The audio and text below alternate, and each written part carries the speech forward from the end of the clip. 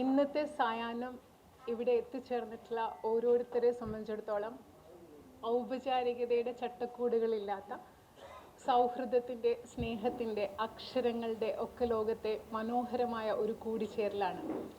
ആ കൂടിച്ചേരലിന് നമ്മെ സാധ്യമാക്കിയത് 13-ാം വയസ്സിൽ താൻ കണ്ട വളരെ വ്യത്യസ്തമായ ഒരു ലോകത്തെക്കുറിച്ച് അസാധാരണമായ ഒരു 13-കാരിയുടെ നിഷ്കളങ്കതയോടുകൂടി, വിസ്മയത്തോടുകൂടി, കുതൂഹലത്തോടുകൂടി ചില പേജുകൾ മറിച്ചു നോക്കുമ്പോൾ നമ്മെ അമ്പരപ്പെടുത്തുന്ന വിശകലന പാടവത്തോടുകൂടി, സാമൂഹിക രാഷ്ട്രീയ ബോധ്യത്തോടുകൂടി അന്നത്തെ ചുറ്റുപാടുകളെക്കുറിച്ച് ഒരു 13-കാരിക്ക് ഇന്ന് നമ്മൾ ആലോചിക്കുമ്പോൾ സങ്കല്പിക്കാൻ പറ്റാത്ത ആഴത്തിലുള്ള ഗ്രാഹ്യത്തോടുകൂടി എഴുതിയ ഒരു എഴുത്തുകാരിയും, ആ പുസ്തകത്തെ ബീന കണ്ട റഷ്യ എന്ന പുസ്തകം തലമുറകളിലൂടെ വായിച്ച് 40 വർഷങ്ങൾക്ക് ശേഷം സ്വന്തം അനുഭവക്കുറിപ്പുകളിലൂടെ, സ്വന്തം വിശകലനങ്ങളിലൂടെ, സ്വന്തം കണ്ണുകളിലൂടെയുള്ള കാഴ്ചകളിലൂടെ 40-ാമത്തെ വർഷത്തിൽ 60-ലേറെ ആളുകൾ, വ്യക്തികൾ അവരുടെ അനുഭവങ്ങൾ കൂടി ചേർത്ത് ബീന കണ്ട റഷ്യ അറ്റ് 40 ഒരു പുസ്തകം, പല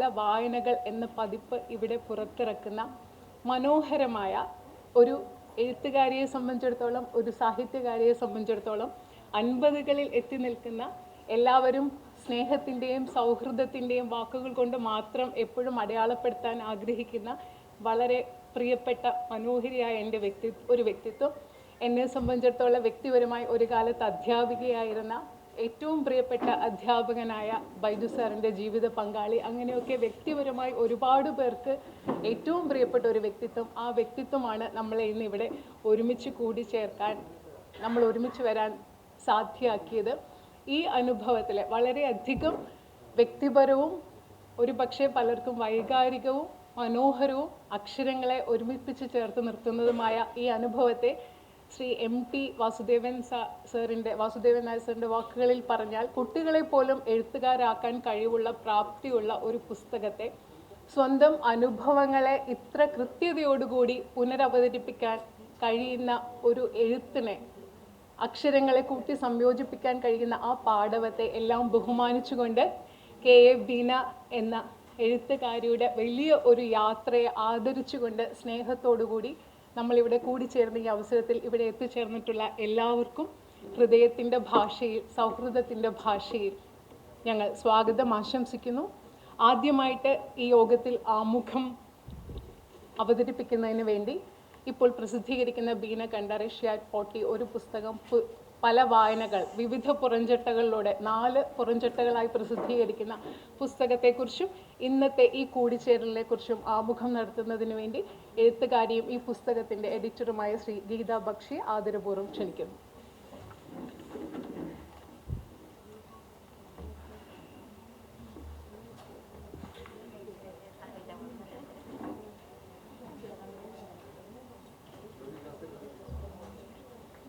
എല്ലാവർക്കും നമസ്കാരം. പറഞ്ഞ് ഇങ്ങനെ തേഞ്ഞു പോയൊരു വാചകമാണ് ഇന്നിവിടെ നിൽക്കുന്നതിൽ എനിക്ക് വളരെയധികം ആനന്ദമുണ്ട് എന്നത്. പക്ഷേ ചില അവസരങ്ങളിൽ അങ്ങനെ തേഞ്ഞു പോയി എന്ന് നമ്മൾ കരുതുന്നത് പോലും അതിൻ്റെ അർത്ഥവ്യാപ്തി കൊണ്ട് അത് വളരെ മനോഹരമാവാറുണ്ട്. അത്തരമൊരു നിമിഷമാണ് എന്നെ സംബന്ധിച്ചിടത്തോളം ഇന്ന് ഈ ചടങ്ങ് എന്ന് പറയുന്നത്. ഞാനും ബീനയും എന്നല്ല, എൻ്റെ എല്ലാ സുഹൃത്തുക്കളുടെയും പ്രതിനിധിയായിട്ടാണ് ഞാനിവിടെ നിൽക്കുന്നത് എന്ന് പറയാനാണ് എനിക്കേറെ ഇഷ്ടം. സൗഹൃദങ്ങളെക്കുറിച്ച് ഏറ്റവും കൂടുതൽ പറയുന്ന ഒരു വഴിയിലാണ് ഈ പുസ്തകത്തിൻ്റെ വരവ് എന്നും പറയാൻ എനിക്ക് വളരെയധികം ആഗ്രഹമുണ്ട്. ഒരു ദിവസം വെറുതെ ഇങ്ങനെ ഇരുന്ന് ചർച്ച ചെയ്യുമ്പോഴാണ് ഈ പുസ്തകത്തിൻ്റെ 40-ാം വാർഷികം എത്തുന്നു എന്നത് വന്നതും, ഞാൻ ആ പുസ്തകത്തിനെക്കുറിച്ച് വളരെ വൈകാരികമായിട്ട് തന്നെ എപ്പോഴും ഞാനിത് എഴുതിയിട്ടുണ്ട്. ബീനയെ ആദ്യം പരിചയപ്പെട്ടപ്പോൾ വളരെ അത്ഭുതത്തോടെയാണ് ഞാൻ ചെന്നിട്ട് റഷ്യ കണ്ട ബീന ചേച്ചിയല്ലേ എന്ന് ചോദിച്ചത്. പിന്നീട് അത് ബീനയും എടിപൊടി സൗഹൃദവുമായെങ്കിലും അന്ന് ആദരവ് കൊണ്ട് വയ്യാത്ത അവസരം. കാരണം 13 വയസ്സിൽ ഒരു പെൺകുട്ടി സൗഹൃദത്തിൻ്റെ ചിറകേറി റഷ്യ പോലെ നമ്മുടെ ഭൂഖണ്ഡം വിട്ട് യാത്ര ചെയ്തു എന്ന് പറയുന്നത്, കോട്ടയത്തെ ഒരു മലമൂലയിൽ ഒരു ഗ്രാമത്തിൽ സൗഹൃദങ്ങൾ എന്ന് പറഞ്ഞാൽ വളരെ തരപ്പിടികളായ, അത് പെൺകുട്ടികളോട് മാത്രം സൗഹൃദം, അതും വളരെ കൃത്യമായ സമയത്ത് മതി, കൂടുതൽ കൂട്ടുകളൊന്നും ഇല്ലാതിരിക്കുന്നതാണ് ഒരു കുലീനയും നല്ല പെൺകുട്ടിയുടെ ലക്ഷണമെന്ന് കരുതുന്ന, എന്നാൽ അതല്ലല്ലോ എന്ന് മനസ്സിൽ റിബലടിക്കുന്ന സൗഹൃദങ്ങളാണ് ജീവിതത്തിൽ ഏറ്റവും നമ്മളെ മുന്നോട്ട് നയിക്കുന്നത് എന്ന് വിചാരിക്കുന്ന ഒരു 14-കാരി കൗമാരക്കാരിക്ക് ഈ പുസ്തകം ഒരിക്കൽ കണ്ടത് വളരെയധികം പുതിയൊരു ചിന്ത തന്നെ വന്നു. അപ്പോൾ എൻ്റെ മനസ്സിൽ നിൽക്കുന്നത് തന്നെയാണ് ശരി, അല്ലാതെ ഈ അടിച്ചേൽപ്പിക്കുന്നതൊന്നും അല്ല. സൗഹൃദങ്ങൾ ഏറ്റവും നമുക്ക് വിലപ്പെട്ടതാണ് എന്ന് ഒരിക്കൽ കൂടി ഉറപ്പിച്ച നമ്മളുടെ ജീവിതത്തിലെ കുറേയേറെ സ്വപ്നങ്ങൾ അത് ശരി തന്നെയാണ്. അല്ലാതെ അങ്ങനത്തെ സൗഹൃദങ്ങൾക്ക് പ്രത്യേകിച്ച് വലിയ അതിർവരമ്പുകൾ വേണ്ട. നല്ല സൗഹൃദങ്ങളാണ് നമ്മളുടെ ഏറ്റവും വലിയ ശക്തി എന്ന് ഒരിക്കൽ കൂടി എന്നെ ഓർമ്മിപ്പിച്ചും ധൈര്യം നൽകിയ, എനിക്ക് തോന്നുന്നു ഈ പുസ്തകത്തിൽ ഇപ്പോൾ 61 പേരാണ് എഴുതിയിരിക്കുന്നത്. സത്യത്തിൽ ഞങ്ങൾ ആദ്യം വിഭാവന ചെയ്യുമ്പോൾ ഞാൻ വിചാരിച്ചത് 40 വർഷങ്ങളെ പ്രതിനിധീകരിച്ച് 40 പേരുടെ വായനാനുഭവങ്ങൾ എന്നതായിരുന്നു. 40 പേരുടെ വായനാനുഭവങ്ങൾ 4 പതിറ്റാണ്ടിനെ പ്രതിനിധീകരിച്ച് 4 കവർ എന്ന മട്ടിലാണ് നമ്മളത് ആദ്യം വിഭാവന ചെയ്തത്. നവംബർ 14 ചിൽഡ്രൻസ് ഡേക്ക് അത് പുറത്തിറക്കാമെന്നും കരുതി. പക്ഷേ ഓരോരുത്തരും അറിഞ്ഞറിഞ്ഞ് ഞങ്ങൾക്കും എഴുതണം എന്ന് വളരെ പ്രശസ്തരെന്ന് നമ്മൾ പറഞ്ഞ അവരെല്ലാവരും ഇല്ല ഈ പുസ്തകത്തിൽ എഴുതിയേ പറ്റൂ എന്ന് പറയുമ്പോൾ പ്രിൻറ്റിംഗ് ഡേറ്റ് മാറ്റി വയ്ക്കുകയല്ലാതെ ഞാൻ എന്നെ തന്നെയാണ് കണ്ടത്. എനിക്കാണിത് പറ്റുന്നതെങ്കിൽ ബീനയുടെ പുസ്തകം ഈ പുസ്തകത്തിൽ എനിക്ക് എഴുതണമെന്ന് പറഞ്ഞിട്ട് ഡേറ്റ് കഴിഞ്ഞു പോയി എന്നൊരു പബ്ലിഷർ പറയുന്നത് എനിക്കത് ഹൃദയഭേദകമാകുമെന്നോർത്ത് അങ്ങനെയാണ് വീണ്ടും മാറ്റി ഇനി പറ്റില്ല എന്ന് ഗില്ലറ്റിനിട്ടാണ് ഇവിടം വരെ എത്തിയിരിക്കുന്നത്. അപ്പോൾ ഈ പുസ്തകത്തെക്കുറിച്ച് പലരും പറയുന്നുണ്ട്, ഇത്തവണത്തെ ഭാഷാഘോഷിണി തന്നെ ഒരു ദേശത്തിൻ്റെ കഥയുടെ 50-ാം വർഷം ആഘോഷിക്കുന്നുണ്ട്. അതേപോലെ കൂമൻകൊല്ലി 40 വർഷം, അതുപോലെ നമ്മുടെ ജോർജ് ഓണക്കൂർ സാറിൻ്റെ ഉൾക്കടലിൻ്റെ 40-ാം വർഷത്തിൻ്റെ പുസ്തകം വളരെ നേരത്തെ വന്നിരുന്നു. ബീനെ അതിൽ എഴുതിയിട്ടുണ്ട്, ഞങ്ങളത് ഡിസ്കസ് ചെയ്തിരുന്നു. അതൊക്കെ പഠന ഗ്രന്ഥങ്ങളാണ് സത്യത്തിൽ. അതല്ലാതെ നമ്മളുടെ പുസ്തകം യഥാർത്ഥത്തിൽ നമ്മുടെ ജീവിതത്തെ സ്പർശിച്ചത് എങ്ങനെയാണ് ഈ പുസ്തകത്തിലൂടെ എങ്ങനെയാണ് ഒരു വലിയ സൗഹൃദ കൂട്ടായ്മ ഉണ്ടായത്. ഓരോ തവണയും ഈ സൗഹൃദ കൂട്ടായ്മ നിങ്ങൾക്ക് കാണാം, വളരെ ചെറിയ കുട്ടികൾ വരെ വന്നിട്ടുണ്ട്. യാത്രകളിലേക്ക് എങ്ങനെയാണ് അടുപ്പിച്ചത്, സൗഹൃദങ്ങളിലേക്ക്, ധീരതയിലേക്ക് എങ്ങനെയാണ് അടുപ്പിച്ചത്, ഇങ്ങനെ പല പോർഷനായിട്ട് ഓരോ യാത്രക്കുറിപ്പും വരുമ്പോൾ പുതിയ പുതിയ ഇതൾ വിരിയുന്ന ഒരു അനുഭവമായിരുന്നു സൗഹൃദത്തിൻ്റെ. അങ്ങനെ അതുകൊണ്ട് ഈ പുസ്തകത്തെക്കുറിച്ച് പ്രത്യേകിച്ച് വലിയ യാതൊരു അവകാശവാദവും എനിക്കില്ല. നൊസ്റ്റാൾജിയ എന്ന വളരെ പുതിയ ഒരു സ്വപ്നം പോലെ വീണ്ടും ഞങ്ങൾ കുറേ പേര് സ്നേഹിതർ ചേർന്ന് തുടങ്ങിയ ഒരു പുതിയ പബ്ലിഷിംഗ് സ്ഥാപനമാണ് അത് പ്രസിദ്ധീകരിക്കുന്നത്. ഒരു 20 ബുക്കുകളുടെ മാത്രം വളർച്ചയെത്തിയ പുസ്തകശാലയാണ് അത്. DC ആണ് സാധാരണഗതിയിൽ ബീനയുടെ മിക്ക പുസ്തകങ്ങളും പ്രസിദ്ധീകരിക്കുന്നത്. ബീനയോട് തന്നെ പറഞ്ഞു, ബീന DC അതുപോലെയുള്ള വലിയ പ്രസാധകരുടെ സ്ഥിരം പ്രസിദ്ധീകരണത്തിൽ ഈ നൊസ്റ്റാൾജിയായിട്ട് കമ്പയർ ചെയ്യരുത്. നമ്മുടെ കഴിവിൻ്റെ പരമാവധി സമർപ്പണ ബുദ്ധിയോടെ അത് എല്ലാവരിലേക്കും എത്തിക്കാൻ ശ്രമിച്ചിട്ടുണ്ട്. പക്ഷേ പിഴവുകൾ ഉണ്ടായിട്ടുണ്ടാവും, നിങ്ങൾക്ക് ഊഹിക്കാവുന്നതേ ഉള്ളൂ. എങ്കിലും വളരെ മനോഹരമായെന്ന് ഞങ്ങൾ പറഞ്ഞുകൊണ്ട് തന്നെയാണ് അതിനായിരിക്കും 4 കവർ. ഒരു വെല്ലുവിളി തന്നെയാണ് ഇത്ര ചെറിയ സമയത്തിൽ. എനിക്ക് തോന്നുന്നു സെപ്റ്റംബറിലെങ്ങാണ്ടാണ് ഞങ്ങൾ ഇതിനെക്കുറിച്ച് ചർച്ച ചെയ്ത് തന്നെ തുടങ്ങിയത്. അതിനു മുമ്പ് മറ്റു പല സുഹൃത്തുക്കളും ബീനയോട് ഇതേക്കുറിച്ച് ചർച്ച ചെയ്തിരുന്നു. പക്ഷേ വിധിവശാൽ അത് എനിക്കാണ് അതിനുള്ള ഭാഗ്യം സിദ്ധിച്ചത്. മറ്റു പല സുഹൃത്തുക്കളും എഡിറ്റ് ചെയ്യാനും അവർ പല വിധത്തിൽ പബ്ലിഷ് ചെയ്യാനും ഒക്കെ ഇരുന്ന ബുക്ക് തന്നെയാണ്. ഞാൻ തട്ടിപ്പറിച്ചെടുത്തതല്ല, പക്ഷേ ഭഗവാൻ അത് എന്നെയാണ് ഏൽപ്പിച്ചത് എന്ന് വിശ്വസിക്കാൻ ഞാൻ. കാരണം ഒരു പുസ്തകം, ഇത്തരം ഒരു പുസ്തകം ഉണ്ടാകുന്നത് അതൊരു നിയോഗമാണെന്നാണ്. കാരണം എനിക്ക് ഏറ്റവും പ്രിയപ്പെട്ട മറ്റൊരു സുഹൃത്തുണ്ട്, നിങ്ങൾക്ക് പലർക്കും അറിയാം, ഹരിശങ്കർ. അദ്ദേഹം നമ്മളോടൊപ്പം ഇപ്പോൾ ഇവിടെ ഇല്ല. അദ്ദേഹത്തിൻ്റെ ഓർമ്മക്കുറിപ്പുകൾ വെച്ച് എൻ്റെ ഹരി നിങ്ങളുടെയും എന്നൊരു പുസ്തകം ഞങ്ങളൊരു 4 വർഷമായി പ്ലാൻ ചെയ്യുന്നു. ഇതുവരെ പുസ്തകം ഇറങ്ങിയിട്ടില്ല. വരുന്ന ജൂലൈ 4-നെങ്കിലും, അന്ന് അവൻ്റെ പിറന്നാളാണ്, അന്നെങ്കിലും ഇറക്കണമെന്ന് ആഗ്രഹിക്കുന്നുണ്ട്. പക്ഷേ ഈ പുസ്തകത്തിൻ്റെ നേരെ വ്യത്യസ്തതയാണ്. ആലോചിക്കുന്നു, പെട്ടെന്ന് നല്ല നല്ല ലേഖനങ്ങൾ, എഡിറ്റർ എന്നൊരു പേര് വെക്കണം വേണ്ടി വെച്ചതാണ്. എനിക്ക് അതിനകത്ത് ഒന്നും എഡിറ്റ് ചെയ്യേണ്ടി വന്നില്ല. കാരണം ഏറ്റവും മനോഹരമായാണ് എല്ലാവരും എഴുതി തന്നത്. ഓണക്കൂർ സാറ് വരെ എല്ലാവരും കറക്റ്റ് PMD ആയിട്ട് തന്നിരിക്കുക, നേരെ അങ്ങ് ചെയ്താൽ മതി എന്ന് പറഞ്ഞാൽ എല്ലാവരും ആ ഒരു ഇതിലാണ്. ഒരാൾ പോലും എന്തിനാണ് ഈ പുസ്തകമെന്നോ എങ്ങനെയാണ് ഈ പുസ്തകമെന്നോ അന്വേഷിച്ചിട്ടേ ഇല്ല. ഞങ്ങൾക്ക് പങ്കാളിയാവണമെന്ന് മാത്രമാണ് പറഞ്ഞത്. അതുകൊണ്ട് തന്നെ ഞാൻ ഇവിടെ വന്നിരിക്കുന്ന ഓരോരുത്തരെയും പേരെടുത്ത് പറഞ്ഞു കഴിഞ്ഞാൽ എനിക്ക് എല്ലാവരെയും പറയേണ്ടി വരും. ഇവിടെ ഇരിക്കുന്ന ഓരോ മുഖവും എനിക്ക് അത്രയേറെ പ്രിയപ്പെട്ട, മുൻപ് ഞാൻ പറഞ്ഞ ആ സൗഹൃദത്തിൻ്റെ കൂട്ടായ്മയാണ്. എല്ലാവരോടും എനിക്ക് ആമുഖം എന്ന നിലയ്ക്ക് ഒന്നേ പറയാനുള്ളൂ. അത് എന്നേക്കാൾ നന്നായിട്ട് കവി മധുസൂദനൻ നായർ പറഞ്ഞതുകൊണ്ട് ഞാൻ ആ ഒരു 4 വരിയിൽ എല്ലാവരോടും ആ കൂട്ടായ്മയിൽ പങ്ക് ചേരാനായിട്ട് പറയാം. ഇരുളിൻ മഹാനിദ്രയിൽ നിന്നുണർത്തി നീ നിറമുള്ള ജീവിതപ്പേലി തന്നു. ബാക്കി നിങ്ങൾക്ക് എല്ലാവർക്കും അറിയാം.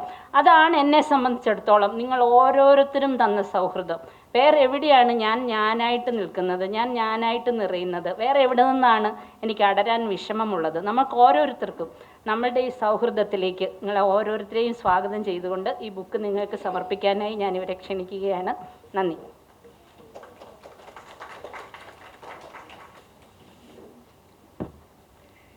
ഇന്നത്തെ സായന്തനത്തെ മനോഹരമാക്കുന്നത് 2 പുസ്തകങ്ങളുടെ പ്രകാശനങ്ങളാണ്. ആദ്യമായി നമ്മൾ ഇത്രയും നേരം സംസാരിച്ചുകൊണ്ടിരുന്ന ഒരു തലമുറകളെ ആകെ സ്വാധീനിച്ച ബീന കണ്ട റഷ്യ എന്ന പുസ്തകത്തിൻ്റെ 40ാമത് പതിപ്പ് DC ബുക്സിൻ്റെ പ്രത്യേക പതിപ്പ് നമ്മൾ ആദ്യമായി പ്രകാശനം ചെയ്യുന്നു. അതിനുവേണ്ടി കേരളത്തിലെ തലമുതിർന്ന സാഹിത്യകാരനായ ശ്രീ ജോർജ് ഓണക്കൂറിനെയും ഈ പതിപ്പ് പ്രകാശനം ചെയ്യുന്നതിന് വേണ്ടി അദ്ദേഹത്തെയും പതിപ്പ് ഏറ്റുവാങ്ങുന്നതിന് വേണ്ടി കോട്ടൺ ഹിൽ സ്കൂളിലെ വിദ്യാർത്ഥിനിയും കുട്ടികളുടെ പ്രസിഡൻറ്റും കുട്ടികൾക്ക് വേണ്ടി ചാനലുകൾ ഒക്കെ നടത്തുന്ന വളരെ മിടുക്കിയായ, ഭാവിയിൽ ശരിക്കും ഒരുപക്ഷെ ബീന മാമിനെ പോലെ എഴുതാൻ പ്രാപ്തയായ പ്രിയപ്പെട്ട ഉമ്മയെയും സ്നേഹത്തോടു കൂടി സ്വാഗതം ചെയ്യുന്നു.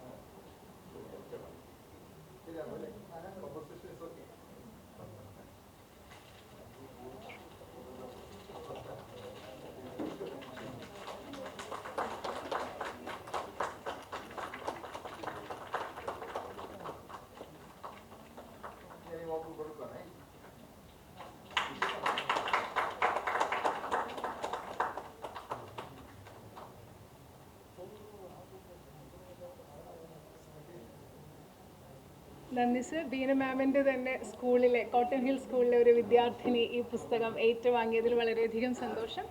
ഇന്ന് നമ്മുടെ വളരെ പ്രത്യേകതയാർന്ന മറ്റു 2ാമത്തെ പുസ്തകത്തിൻ്റെ പ്രകാശന ചടങ്ങാണിത്. ബീന കണ്ട റഷ്യ അറ്റ് 40. നേരത്തെ പറഞ്ഞതുപോലെ 60 പേരുടെ വിവിധ തലമുറകളുടെ വായനാനുഭവങ്ങളെ സമന്വയിപ്പിക്കുന്ന മനോഹരമായ ഒരു അക്ഷരക്കൂട്ട്. അതിൻ്റെ 4 വ്യത്യസ്ത പുറംചട്ടകളിലുള്ള 4 പുസ്തകങ്ങൾ പ്രകാശനം ചെയ്യുന്നതിന് വേണ്ടി മലയാളത്തിലെ പ്രഗത്ഭമതികളായ 4 പേരെ നമുക്കിവിടെ ലഭിച്ചിട്ടുണ്ട്. ആദ്യമായിട്ട് വ്യതിരിക്തമായ രീതി കൊണ്ടും വ്യത്യസ്തമായ ചലച്ചിത്ര പ്രമേയങ്ങൾ കൊണ്ടും ചലച്ചിത്ര അനുഭവത്തെ മലയാളികൾക്ക് വ്യത്യസ്തമായ ഒരു അനുഭവമാക്കി മാറ്റിയ ശ്രീ ശ്യാമപ്രസാദ് സർ, മലയാളത്തിലെ പ്രഗത്ഭനായ സാഹിത്യ നിരൂപകനും എഴുത്തുകാരനും മാധ്യമപ്രവർത്തകനുമായ ഡോക്ടർ PK രാജശേഖരൻ സർ, അതുപോലെ കവയിത്രിയായ ശ്രീ അനിത തമ്പി, 2 ചിത്രങ്ങളിലൂടെ തന്നെ മലയാള ചലച്ചിത്ര ലോകത്ത് സ്വതസിദ്ധമായ തൻ്റേതായ വ്യതിരിക്തമായ ഒരു ഇടമുണ്ടാക്കിയെടുത്ത സംവിധായകൻ ശ്രീ പ്രജേഷ് സെൻ. ഇവരെ 4 പേരെയും ഈ പുസ്തകത്തിൻ്റെ 4 പുറംചട്ടകൾ പ്രകാശനം ചെയ്യുന്നതിനായി സ്നേഹപൂർവ്വം ക്ഷണിക്കുന്നു.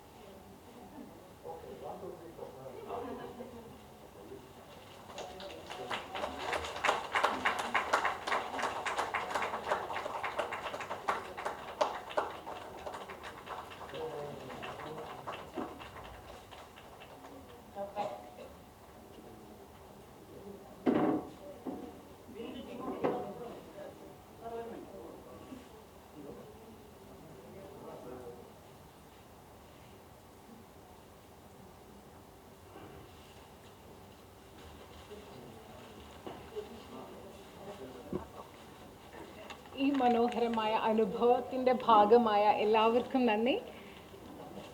ഇന്നത്തെ ഈ കൂട്ടായ്മയുടെ അധ്യക്ഷനായ ശ്രീ രതീഷ് സി നായർ, റഷ്യയുടെ honorary council Thiruvananthapuram Russian cultural centre director, അദ്ദേഹത്തെ സദസ്സിനെ അഭിസംബോധന ചെയ്യാനായി സ്നേഹപൂർവ്വം ക്ഷണിക്കുന്നു.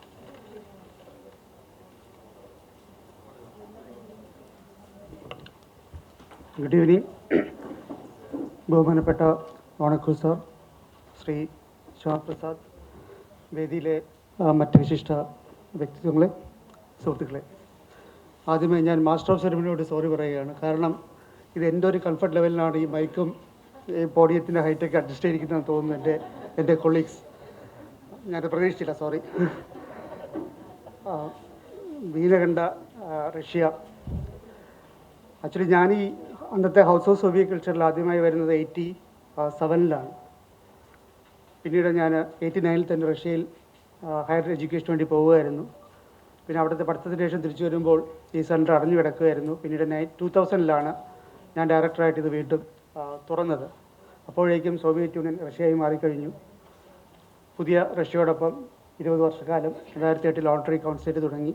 ഞാനിത് പറയാൻ കാര്യം, ഞാൻ കൗൺസിലേറ്റ് ഓഫീസിൽ നിന്നും ഈ ഗാലറിയിലേക്ക് വരുമ്പോൾ ഒരു വീഡിയോ ഇവിടെ പ്ലേ ചെയ്യുന്നുണ്ടായിരുന്നു. ആ വീഡിയോയുടെ ശബ്ദവും ആ പശ്ചാത്തല സംഗീതവും കേട്ടപ്പോൾ പെട്ടെന്ന് 1987-ൽ ഞാൻ ഈ റഷ്യൻ സ്വാതന്ത്ര്യ സോവിയറ്റ് സാംസ്കാരിക കേന്ദ്രത്തിൽ വന്ന ഒരു അനുഭവമായിരുന്നു. കാരണം ഒരു സോവിയറ്റ് പശ്ചാത്തലത്തിലുള്ള ഗാനം, റഷ്യ അല്ല, പക്ഷേ ആ സോവിയറ്റ് പാട്രിയോട്ടിസമൊക്കെ നിറഞ്ഞ ഒരു പശ്ചാത്തല സംഗീതമായിരുന്നു ആ വീഡിയോയിൽ പ്ലേ ചെയ്തുകൊണ്ടിരുന്നത്.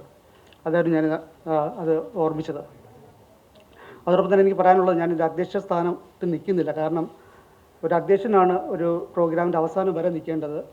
നിർഭാഗ്യവശാൽ ഇന്ത്യയിൽ സ്ഥിരമായി താമസിക്കുന്ന റഷ്യക്കാരുടെ അസോസിയേഷൻ അവരുടെ ആനുവൽ കോൺഫറൻസ് നാളെ കോവളത്ത് തുടങ്ങുകയാണ്. റഷ്യയിൽ നിന്നുള്ള ഡിപ്ലോമാറ്റ്സൊക്കെ ഇന്ന് വന്നിട്ടുണ്ട്. എനിക്ക് കോവളത്തേക്ക് പോകാനുണ്ട്. അതുകൊണ്ട് ഞാൻ നിങ്ങളെ റഷ്യയുടെ ഓണററി കൗൺസിലിൻ്റെയും റഷ്യൻ സാംസ്കാരിക കേന്ദ്രത്തിൻ്റെയും പേരിൽ സ്വാഗതം പറയാൻ മാത്രമാണ് ഈ അവസരം ഉപയോഗിക്കുന്നത്. നേരത്തെ സൂചിപ്പിക്കുകയുണ്ടായി ഒരു ദേശത്തിൻ്റെ കഥയുടെ 50-ാം വാർഷികം എന്നുള്ളത്. ഞങ്ങളെപ്പോഴും പറയുന്നത് ഈ സോഫ്റ്റ് പവർ ഉണ്ടല്ലോ, ഈ രാജ്യങ്ങൾ തമ്മിലുള്ള ഡിപ്ലോമസിയുടെ ഏറ്റവും പ്രധാന ഘടകമായ people to people diplomacy, soft power, അതിലേറ്റവും പ്രധാനം എന്ന് പറയുന്നത് കൾച്ചറൽ എക്സ്ചേഞ്ച് പ്രോഗ്രാമും അതിലെല്ലാം പെടും. ഇപ്പോൾ സിനിമ, എന്തുകൊണ്ട് സോവിയറ്റ് യൂണിയനും അല്ലെങ്കിൽ റഷ്യയും ഇന്ത്യയും തമ്മിലുള്ള ബന്ധത്തിൽ പ്രധാനമായി പറയുമ്പോൾ മനസ്സിൽ ഓടിയെത്തുന്ന ഒന്ന് സിനിമ തന്നെയാണ്. റഷ്യക്കാർക്ക് രാജ് കപൂർ എന്ന് ഇന്ത്യക്കാരെന്ന് പറഞ്ഞാൽ രാജ് കപൂർ എന്ന് പറയുന്നത് പോലെ ഇന്ത്യയിലെ സിനിമയെ സീരിയസ് ആയിട്ട് കാണുന്ന ഫിലിം മേക്കേഴ്സിന് തർക്കോസ്കി, മാഞ്ചസ്റ്റീൻ എന്ന് പറയുന്നത് പോലെ സിനിമ, അതുപോലെ മറ്റു കലാരൂപങ്ങൾ എല്ലാം ഇതിൽപ്പെടുന്നുണ്ട്. പക്ഷേ ടൂറിസത്തെ സംബന്ധിച്ചിടത്തോളം അല്ലെങ്കിൽ ഒരു നാട് സന്ദർശിക്കുമ്പോൾ ഉണ്ടാകുന്നത് ഇതെല്ലാം നമുക്ക് നേരിട്ട് മനസ്സിലാക്കാൻ സാധിക്കുന്നു എന്നുള്ളതാണ്. അവിടെ പോയാൽ സിനിമ കണ്ടാലും, അല്ലെങ്കിൽ റഷ്യയിലെ സർക്കസ് കണ്ടാലും, റഷ്യയിലെ ആർക്കിടെക്ചേഴ്സ് കണ്ടാലും, അല്ലെങ്കിൽ അവിടുത്തെ നൃത്തരൂപം കണ്ടാലും, അവിടുത്തെ ഫുഡ് കഴിച്ചാലും എല്ലാം തന്നെ ഒരാൾ റഷ്യയെ ഇഷ്ടപ്പെടുമെങ്കിൽ, അല്ലെങ്കിൽ വേറൊരു രാജ്യത്ത് പോകുമ്പോൾ ആ രാജ്യത്തെ ഇഷ്ടപ്പെടുമെങ്കിൽ, ആ രാജ്യത്തിലെ സംസ്കാരത്തെയും അതുവഴി ആ രാജ്യത്തെയും ജനങ്ങളെയും ഇഷ്ടപ്പെടുകയാണെങ്കിൽ അത് തന്നെയാണ് ഞങ്ങൾ പറയാറുള്ള പീപ്പിൾ ടു പീപ്പിൾ ഡിപ്ലോമസി എന്ന് പറയുന്നത്. അത് ഒരു കൊച്ചുകുട്ടിയുടെ മാനസികാവസ്ഥയിൽ നിഷ്കളങ്കയോടുകൂടി അത് അവതരിപ്പിക്കുമ്പോൾ അത് കൂടുതൽ ഉൾക്കൊള്ളാൻ സാധിക്കും എന്നുള്ളതാണ്. കൊച്ചുകുട്ടികൾ എന്ത് ചെയ്താലും അതിൽ കൂടുതൽ ആത്മാർത്ഥത ഉണ്ടാകുന്നു, കാപട്യം ഉണ്ടാവുന്നില്ല എന്ന് തന്നെ പറയുന്നത് അതുകൊണ്ടാണ്. ഉദാഹരണമായിട്ട് ഇതിനിടയിൽ അടുത്ത കാലത്ത് ഇവിടെ പ്രസിദ്ധീകരിച്ച താനിയ സാവിച്ചവയുടെ കഥ എന്ന പുസ്തകം, അല്ലെങ്കിൽ ആൻ ഫ്രാങ്കിൻ്റെ ഡയറി കുറിപ്പുകൾ, സെക്കൻഡ് വേൾഡ് വാറിനെക്കുറിച്ച് 10,000 പേജുള്ള പുസ്തകങ്ങൾ എഴുതിയാലും ഈ കുട്ടികൾ ഇന്ന് ഓർമ്മിക്കപ്പെടുന്നത് അവർ നിഷ്കളങ്കയോടുകൂടെ യുദ്ധത്തിൻ്റെ ഭീകരത മനസ്സിലാക്കുന്നു എന്നുള്ളത് കൊണ്ടാണ്. അപ്പോൾ ഞാൻ നേരത്തെ സൂചിപ്പിച്ച ഘടകം, അതായത് people to peoples diplomacy, soft പവറിൽ ടൂറിസത്തിന് അല്ലെങ്കിൽ ആ രാജ്യത്ത് പോകുമ്പോൾ ജനങ്ങൾക്കുണ്ടാവുന്ന ആ രാജ്യം കാണുന്നത് വഴി ആ ജനങ്ങളെ മനസ്സിലാക്കാനുള്ള ആ കഴിവ്, അത് കൊച്ചുകുട്ടിയുടെ നിഷ്കളങ്കയോടെ അവതരിപ്പിക്കപ്പെടുമ്പോൾ ഉണ്ടാകുന്ന ഈ ബ്ലെൻഡ്, ഇത് രണ്ടും കൂടെ ചേരുമ്പോഴാണ് ശരിക്കും പറഞ്ഞാൽ ഇരു രാജ്യങ്ങളും തമ്മിലുള്ള ബന്ധത്തിന് കൂടുതൽ ശക്തി പകരുന്നത്. ഞാൻ പഠിച്ചത് യുക്രൈനിലാണ്, ആർത്തേക്കും യുക്രൈൻ തന്നെയാണ്. ഇപ്പോഴും ഈ ആർത്തേക്ക് ഇപ്പോൾ അവിടെ ഉണ്ട്, ഇവിടെ ഇൻ്റർനാഷണൽ സ്റ്റുഡൻസിനെ അവിടെ എൻ്റർടൈൻ ചെയ്യുന്നുണ്ട്. ഇപ്പോൾ Russian house, Russian culture centres വഴിയും യൂത്ത് പ്രോഗ്രാം വഴി ധാരാളം പേർ ഇപ്പോൾ റഷ്യയിൽ സന്ദർശനം നടത്തുന്നുണ്ട്. പക്ഷേ അത് ആർത്തേക്കിലേക്കല്ല, മോസ്കോയിലും സെൻറ്റ് പീറ്റേഴ്സ്ബർഗിലുമാണ് അവർ കൂടുതൽ പോകുന്നത്. എങ്കിൽ ഞാൻ കൂടുതൽ ദീർഘിപ്പിക്കുന്നില്ല, നിങ്ങളെല്ലാവരും ക്ഷമിക്കണം, എനിക്ക് നേരത്തെ പോകാനുള്ളത് കൊണ്ട് തന്നെയാണ്. ഡയറക്റ്റായിട്ട് തന്നെ, ഇൻഡയറക്റ്റായിട്ട് പറയുന്നത്, ഡയറക്റ്റായിട്ട് തന്നെ പീപ്പിൾസ് ഡിപ്ലോമസിയിൽ വലിയ കോൺട്രിബ്യൂഷൻ നൽകാൻ കഴിയുന്ന വീന കണ്ട റഷ്യ ഇനിയും കൂടുതൽ എഡിഷൻസ് ഉണ്ടാവട്ടെ. കാരണം അടുത്ത ജനറേഷന് ഈ സോഫ്റ്റ്വെയർ മുന്നോട്ട് കൊണ്ടുപോകണമെങ്കിൽ അവർക്കും റഷ്യയെ അറിയാൻ കൂടുതൽ സാഹചര്യം ഉണ്ടാവേണ്ടതായിട്ടുണ്ട്. ഇത് നേരത്തെ സ്വാഗതപ്രാസംഗിക പറഞ്ഞ സമയത്ത് റഷ്യ കണ്ട ബീന ചേച്ചി എന്തോ പറയുന്നുണ്ട്. അപ്പോൾ ഓണക്കൂർ സാർ പറയുന്നത് അത് ആ ടൈറ്റിൽ നല്ലതാണെന്നുള്ളത്. അപ്പോൾ ഞാൻ ആലോചിക്കുകയായിരുന്നു, റഷ്യ ബീന എന്ന പെൺകുട്ടിയെ കാണുന്നതും ബീന റഷ്യയെ കാണുന്നതും ഞങ്ങളുടെ ഭാഷയിൽ നേരത്തെ പറഞ്ഞ പീപ്പിൾസ് ഡിപ്ലോമസിയിൽ വളരെയധികം പ്രാധാന്യമുള്ളതാണ്. Thank you very much.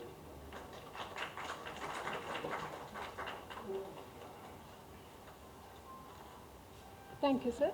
സദസ്സിനെ അഭിസംബോധന ചെയ്ത് സംസാരിക്കുന്നതിന് വേണ്ടി പ്രിയപ്പെട്ട ജോർജ് ഓണക്കൂർ സാറിനെ സ്നേഹപൂർവ്വം ക്ഷണിക്കുന്നു.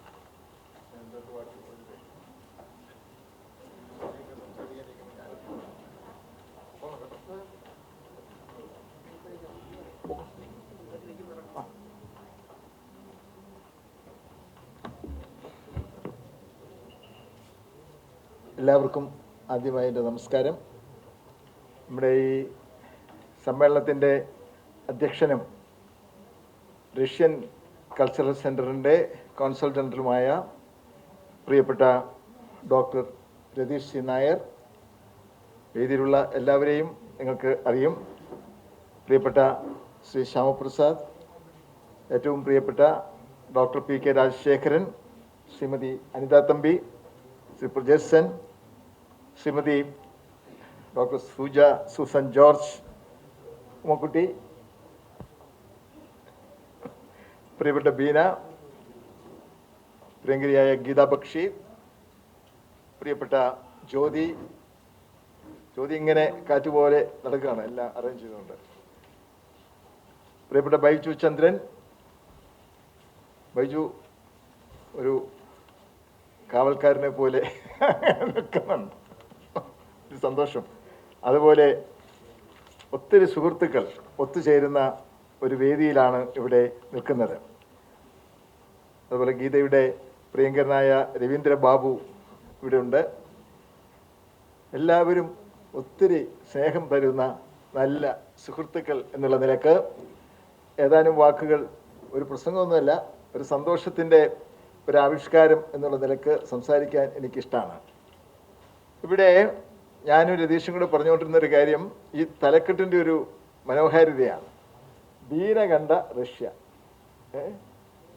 രണ്ടർത്ഥത്തിൽ അത് സങ്കല്പിക്കാം. ബീന കണ്ട റഷ്യ.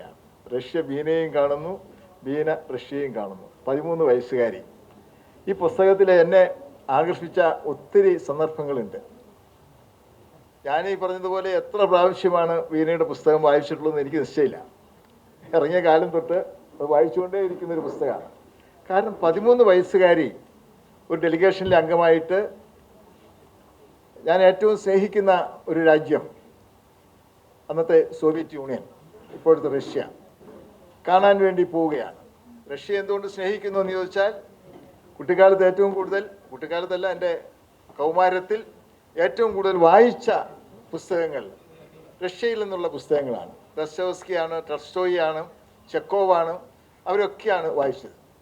അതുപോലെ ഡോക്ടർ ഷിവാഗോ, ബോറിസ് പാസ്റ്റർനാക്കിൻ്റെ ഡോക്ടർ ഷിവാഗോ എന്നുള്ള പുസ്തകത്തിൻ്റെ പരിഭാഷ മുട്ടത്തുവർക്കിയാണ് നിർവഹിച്ചത് എങ്കിലും അത് 4 ചാപ്റ്റർ ഞാൻ ട്രാൻസ്ലേറ്റ് ചെയ്തതാണ്. പറയാൻ പാടില്ല, കാരണം ദീപികയിൽ മാറി വാനീസ് കോളേജിൽ നിന്ന് പിരിഞ്ഞ് ഒരു ജോലി തേണ്ടി നടന്നപ്പോൾ ദീപികയിൽ എനിക്ക് ഒരു ജോലി കിട്ടി. 2 മാസം ഞാൻ അവിടെ ഉണ്ടായിരുന്നു. അപ്പോഴാണ് വർക്കി സാറ് തലയണക്കീഴിൽ ഡോക്ടർ ഷിവാഗോ വെച്ച് ഇങ്ങനെ ബോറിസ് പാസ്റ്റർനാക്ക് എന്ന് പറഞ്ഞ് ചെയ്തുകൊണ്ടിരിക്കുന്നത്. നല്ല സന്തോഷമുള്ള അവസ്ഥ ആയിരുന്നു എന്ന് ഞാൻ ഓർക്കുന്നു. അപ്പം അങ്ങനെ ഒത്തിരി ബന്ധമുള്ള ഒരു രാജ്യം, പിന്നെ ഇന്ത്യയെ സ്നേഹിക്കുന്ന ഒരു രാജ്യം. റഷ്യ കണ്ട ബീന കണ്ട റഷ്യ എന്ന് പറയുന്ന പോലെ ഇന്ത്യയെ സ്നേഹിക്കുന്ന ഒരു രാജ്യം, ഇന്ത്യ സ്നേഹിക്കുന്ന ഒരു രാജ്യം റഷ്യ എന്നുള്ള മലയ്ക്ക് ഒത്തിരി സന്തോഷമുണ്ട്. എനിക്കിതുവരെ പോകാൻ പറ്റാത്തൊരു രാജ്യമാണ്. ഒത്തിരി സ്ഥലത്ത് പോയിട്ടുണ്ടെങ്കിലും ആഗ്രഹിച്ചതൊന്നും കിട്ടിയില്ല. ചിലപ്പോൾ എന്നെ പറയാറുണ്ട്, കുറേ കാര്യങ്ങളൊക്കെ കിട്ടി, പക്ഷേ ആഗ്രഹിച്ചതൊന്നും അല്ല കിട്ടിയത് എന്ന് എൻ്റെ ഭാര്യ കേൾക്കാതെ ഞാൻ പറയാറുണ്ട്. അപ്പോൾ അങ്ങനെ ഒരു അവസ്ഥാവിശേഷമുണ്ട്. എന്ന് പറയുന്ന പോലെ പല രാജ്യങ്ങളിൽ പോയി, 36 രാജ്യത്തിൽ പോയെന്ന് എനിക്ക് തോന്നുന്നത്. അങ്ങനെ ആ ബയോഡേറ്റയിൽ ആരും എഴുതി വെച്ചേക്കുന്നത് ഞാൻ വായിച്ചു. പക്ഷെ റഷ്യയിലൊന്നും പോകാൻ പറ്റിയിട്ടില്ല. ഉസ്ബെക്കിസ്ഥാൻ വരെ പോയിട്ടുണ്ട്. റഷ്യക്കകത്തേക്ക് കയറാൻ ഒരു അവസരം കിട്ടിയില്ല. കിട്ടണം അല്ലേ? ബീന ഒന്ന് സഹായിക്കണം കേട്ടോ. ബീനഞ്ഞ് സഹായിച്ചാലൊന്നും പറ്റത്തില്ല. നമ്മൾ പോവും, നമ്മൾ പറന്നു പോവും. അതാണ് ഒരു സന്തോഷം തീർച്ചയായിട്ടും. ഇവിടെ ഗീതാ ബക്ഷിയാണ് എനിക്കൊന്ന് പ്രത്യേകമായിട്ട് അഭിനന്ദിക്കാൻ തോന്നുന്നത്. Geetha, you are doing a wonderful thing. Nostalgia എന്ന് പറയുന്ന ഗീതയുടെ മനോഹര പ്രസിദ്ധീകരണം, ഗീതയുടെ മനോഹര പ്രസിദ്ധീകരണം എനിക്കിപ്പോഴും നൊസ്റ്റാൾജിയാണ്. അതെ, സത്യം. ഒത്തിരി ഗൃഹാതുരത്വം നൽകുന്ന എൻ്റെ നല്ല ഫോട്ടോ ഒക്കെ എവിടെയാണ് പബ്ലിഷ് ചെയ്യുന്നത് ചോദിച്ചാൽ അത് ഗീതാപക്ഷി നൊസ്റ്റാൾജിക്കകത്താണ് പബ്ലിഷ് ചെയ്തത് എന്ന് ഞാൻ പറയാൻ ആഗ്രഹിക്കുന്നു. എൻ്റെ ഉൾക്കടൽ കാണാതെ പോയപ്പോൾ കണ്ടുപിടിച്ചത് ബീനയുടെ തലയുടെ കീഴിൽ, ഗീതയുടെ തലയുടെ കീഴിൽ നിന്നാണ് എന്ന് ഗീത തന്നെ എഴുതി വെച്ചിട്ടുണ്ട്. ഞാനല്ല എഴുതിയേക്കുന്നത് കേട്ടോ, എന്നെ കുറ്റപ്പെടുത്തുന്നുണ്ട്. അപ്പോൾ അങ്ങനെ ഒരു കാലഘട്ടത്തിൻ്റെ സ്നേഹമായി ഇപ്പോഴും അത് ജ്വലിച്ച് നിൽക്കുന്ന നല്ല കൂട്ടുകാരിയാണ് പ്രിയപ്പെട്ട ഗീതാപക്ഷി. എന്നെ സംബന്ധിച്ചിടത്തോളം ഗീതയ്ക്ക് ഇങ്ങനെ ഒരു നല്ല കാര്യം ചെയ്യാൻ തോന്നിയല്ലോ. ഇതാണ് സ്നേഹത്തിൻ്റെ അടയാളം എന്ന് പറയുന്നത്. മനോഹരമായ ഹൃദയബന്ധത്തിൻ്റെ ഒരാവിഷ്കാരം എന്നുള്ള നിലക്കാണ് ഞാൻ ഈ പുസ്തകത്തെ കാണുന്നത്. ഒരുപക്ഷെ ഗീതാപക്ഷി ഇത്രയും ഉത്സാഹിച്ചിരുന്നില്ല എങ്കിൽ ഇങ്ങനെ പുസ്തകം ഉണ്ടാകുമായിരുന്നു എന്ന് എനിക്ക് തോന്നുന്നില്ല. കാരണം ബീന അങ്ങനെ ഇനിഷ്യേറ്റീവ് എടുത്ത് സ്വന്തം ഒരു പുസ്തകം ഇങ്ങനെ ഇറക്കാൻ വേണ്ടി മെനക്കെടും എന്ന് തോന്നുന്നില്ല. അങ്ങനെയാണെങ്കിൽ എത്ര പുസ്തകം ഇപ്പോൾ ബീന എഴുതാമായിരുന്നു. അപ്പം നന്നായി കേട്ടോ. ഒരു പുസ്തകം പല വായന അല്ലേ? അതെ, ഇതൊരു പുസ്തകമാണ്, പല വായനകൾ.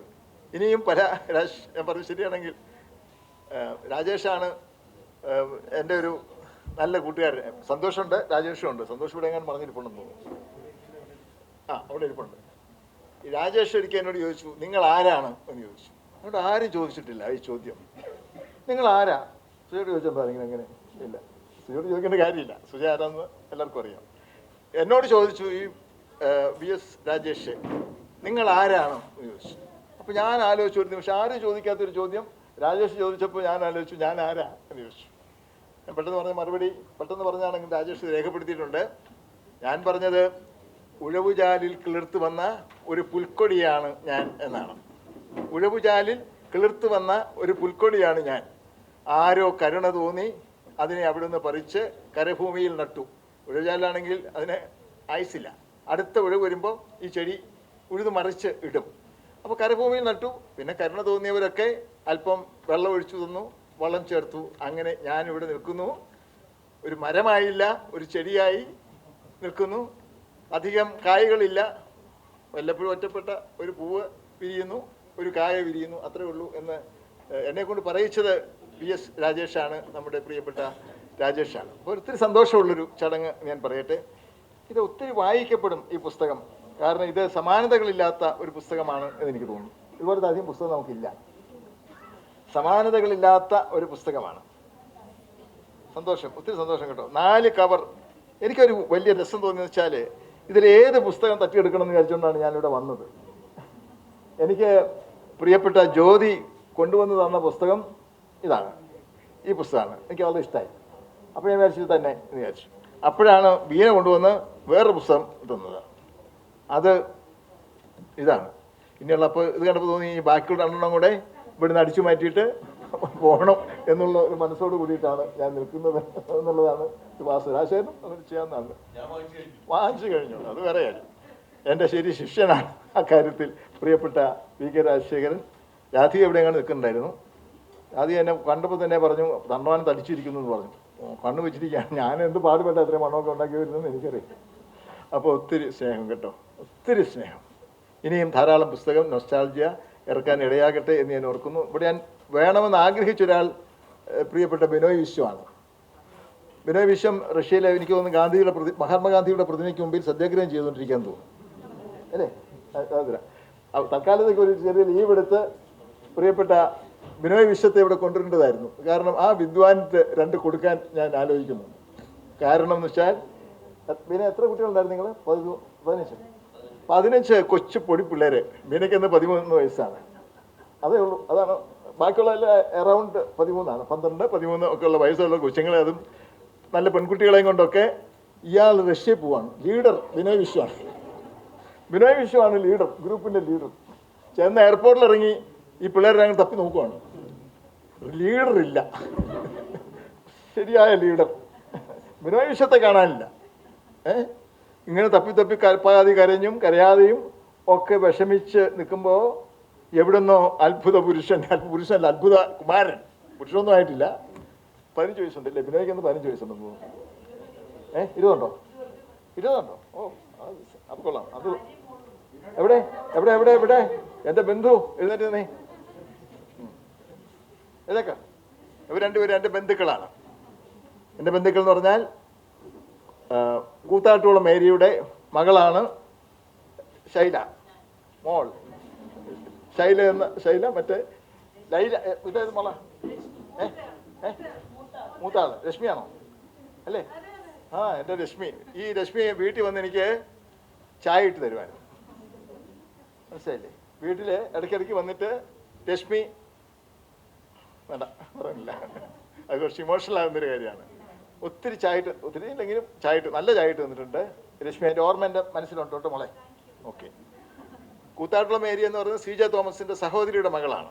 എന്ന് വെച്ചാൽ എൻ്റെ അമ്മയായിട്ട് അടുത്ത ബന്ധമുള്ള ഒരു കുടുംബമാണ് ചൊള്ളമ്പേൽ കുടുംബം എന്ന് പറയുന്നത്. ചൊള്ളമ്പേൽ ശ്രീജ തോമസ്. ശ്രീജ തോമസിൻ്റെ അച്ഛൻ ആണ്, ശ്രീജയ്ക്ക് ഇഷ്ടമുള്ളൊരു കാര്യം ഞാൻ പറയാം, ആദ്യത്തെ പൊതു തെരഞ്ഞെടുപ്പിൽ ശ്രീയുടെ അച്ഛൻ ഒരു പുരോഹിതനാണ്. ഇപ്പോഴത്തെ പുരോഹിതന്മാരെ പോലെയല്ല. ഇപ്പോഴത്തെ പുരോഹിതന്മാർ അങ്ങോട്ടും ഇങ്ങോട്ടും തമ്മിലടിച്ച് അങ്ങോട്ട് നിൽക്കണം, കിഴക്കോട്ട് നോക്കണോ പടിഞ്ഞാട്ട് നോക്കണോ, മുഖം കാണിക്കണോ പ്രശ്നം കാണിക്കണോ എന്ന് വിചാരിച്ച് തർക്കിക്കുന്ന ആളിലാണ്. ഇവിടെ ശ്രീജയുടെ ഫാദർ വടകര സെൻറ് ജോൺസ് ഹൈസ്കൂളിലെ ഹെഡ് മാസ്റ്റർ 48 ഇലക്ഷന് ആദ്യമായി കമ്മ്യൂണിസ്റ്റ് പാർട്ടി സ്ഥാനാർത്ഥിക്ക് ഓപ്പൺ വോട്ട് ചെയ്തയാളാണ് KT ജേക്കബിൻ. അതാണ് അദ്ദേഹത്തിൻ്റെ ഒരു പ്രത്യേകത എന്ന് പറയുന്നത്. അപ്പോൾ ആ ശ്രീജയുടെ അമ്മയുടെ സഹോദരി കൂത്താട്ടുകുളം, അമ്മയുടെ സഹോദരിയുടെ മകൾ, അല്ല സോറി, ശ്രീജയുടെ സഹോദരിയുടെ മകൾ കൂത്താട്ടുകുളം മേരി, കൂത്താട്ടുളം മേരിയുടെ മകളാണ് ശൈല. ശൈലയാണ് നമ്മുടെ പ്രിയപ്പെട്ട ബിനോയ് വിശ്വത്തിൻ്റെ പത്നി, മകൾ രശ്മി ഇരിക്കുന്നത്. അപ്പോൾ ബിനോയിയെ കൊണ്ട് പറഞ്ഞേക്കണം കേട്ടോ, ഞാനിങ്ങനെ പറഞ്ഞു തന്നു. കാരണം ഈ പാവപ്പെട്ട കൊച്ചുങ്ങളൊക്കെ 2 പ്രാവശ്യം കാണാൻ പോയില്ലേ, സൂക്ഷിക്കണം. ഇത്ര സ്നേഹമുള്ള ഒരു നല്ല സുഹൃത്ത് ബിനോയെ പോലെ. നല്ല പുസ്തകങ്ങൾ, ബിനോയുടെ പുസ്തകം ഞാൻ പ്രസ് ക്ലബ്ബിൽ വെച്ച് അടുത്ത കാലത്ത് റിലീസ് ചെയ്തൊരു പുസ്തകത്തിന് അവതാരിക ചെയ്തേക്കുന്നത് ഞാനാണ്. എന്തിനാണ് എന്നെ കൊണ്ട് അവതാരിക ചെയ്തതെന്ന് എനിക്കറിയത്തില്ല.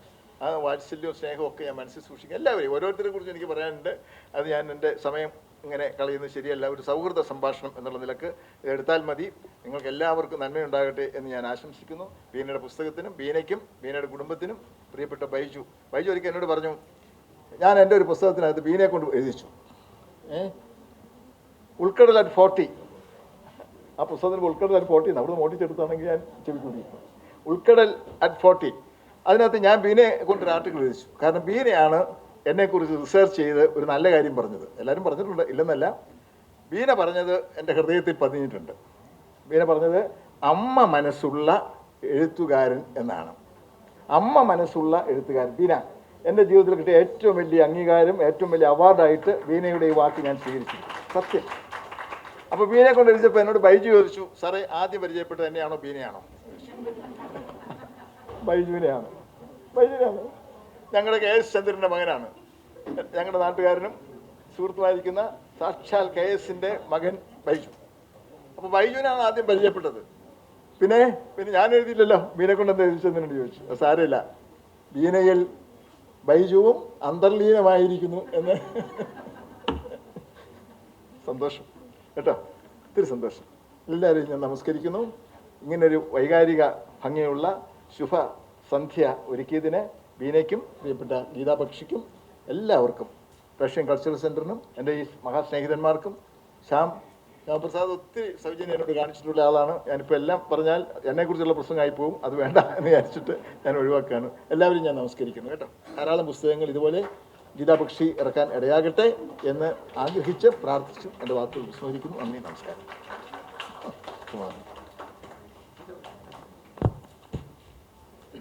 നന്ദി സർ.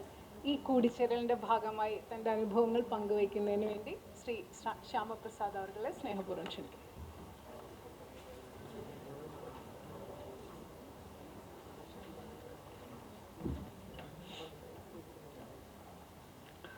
പ്രിയപ്പെട്ടവരെ,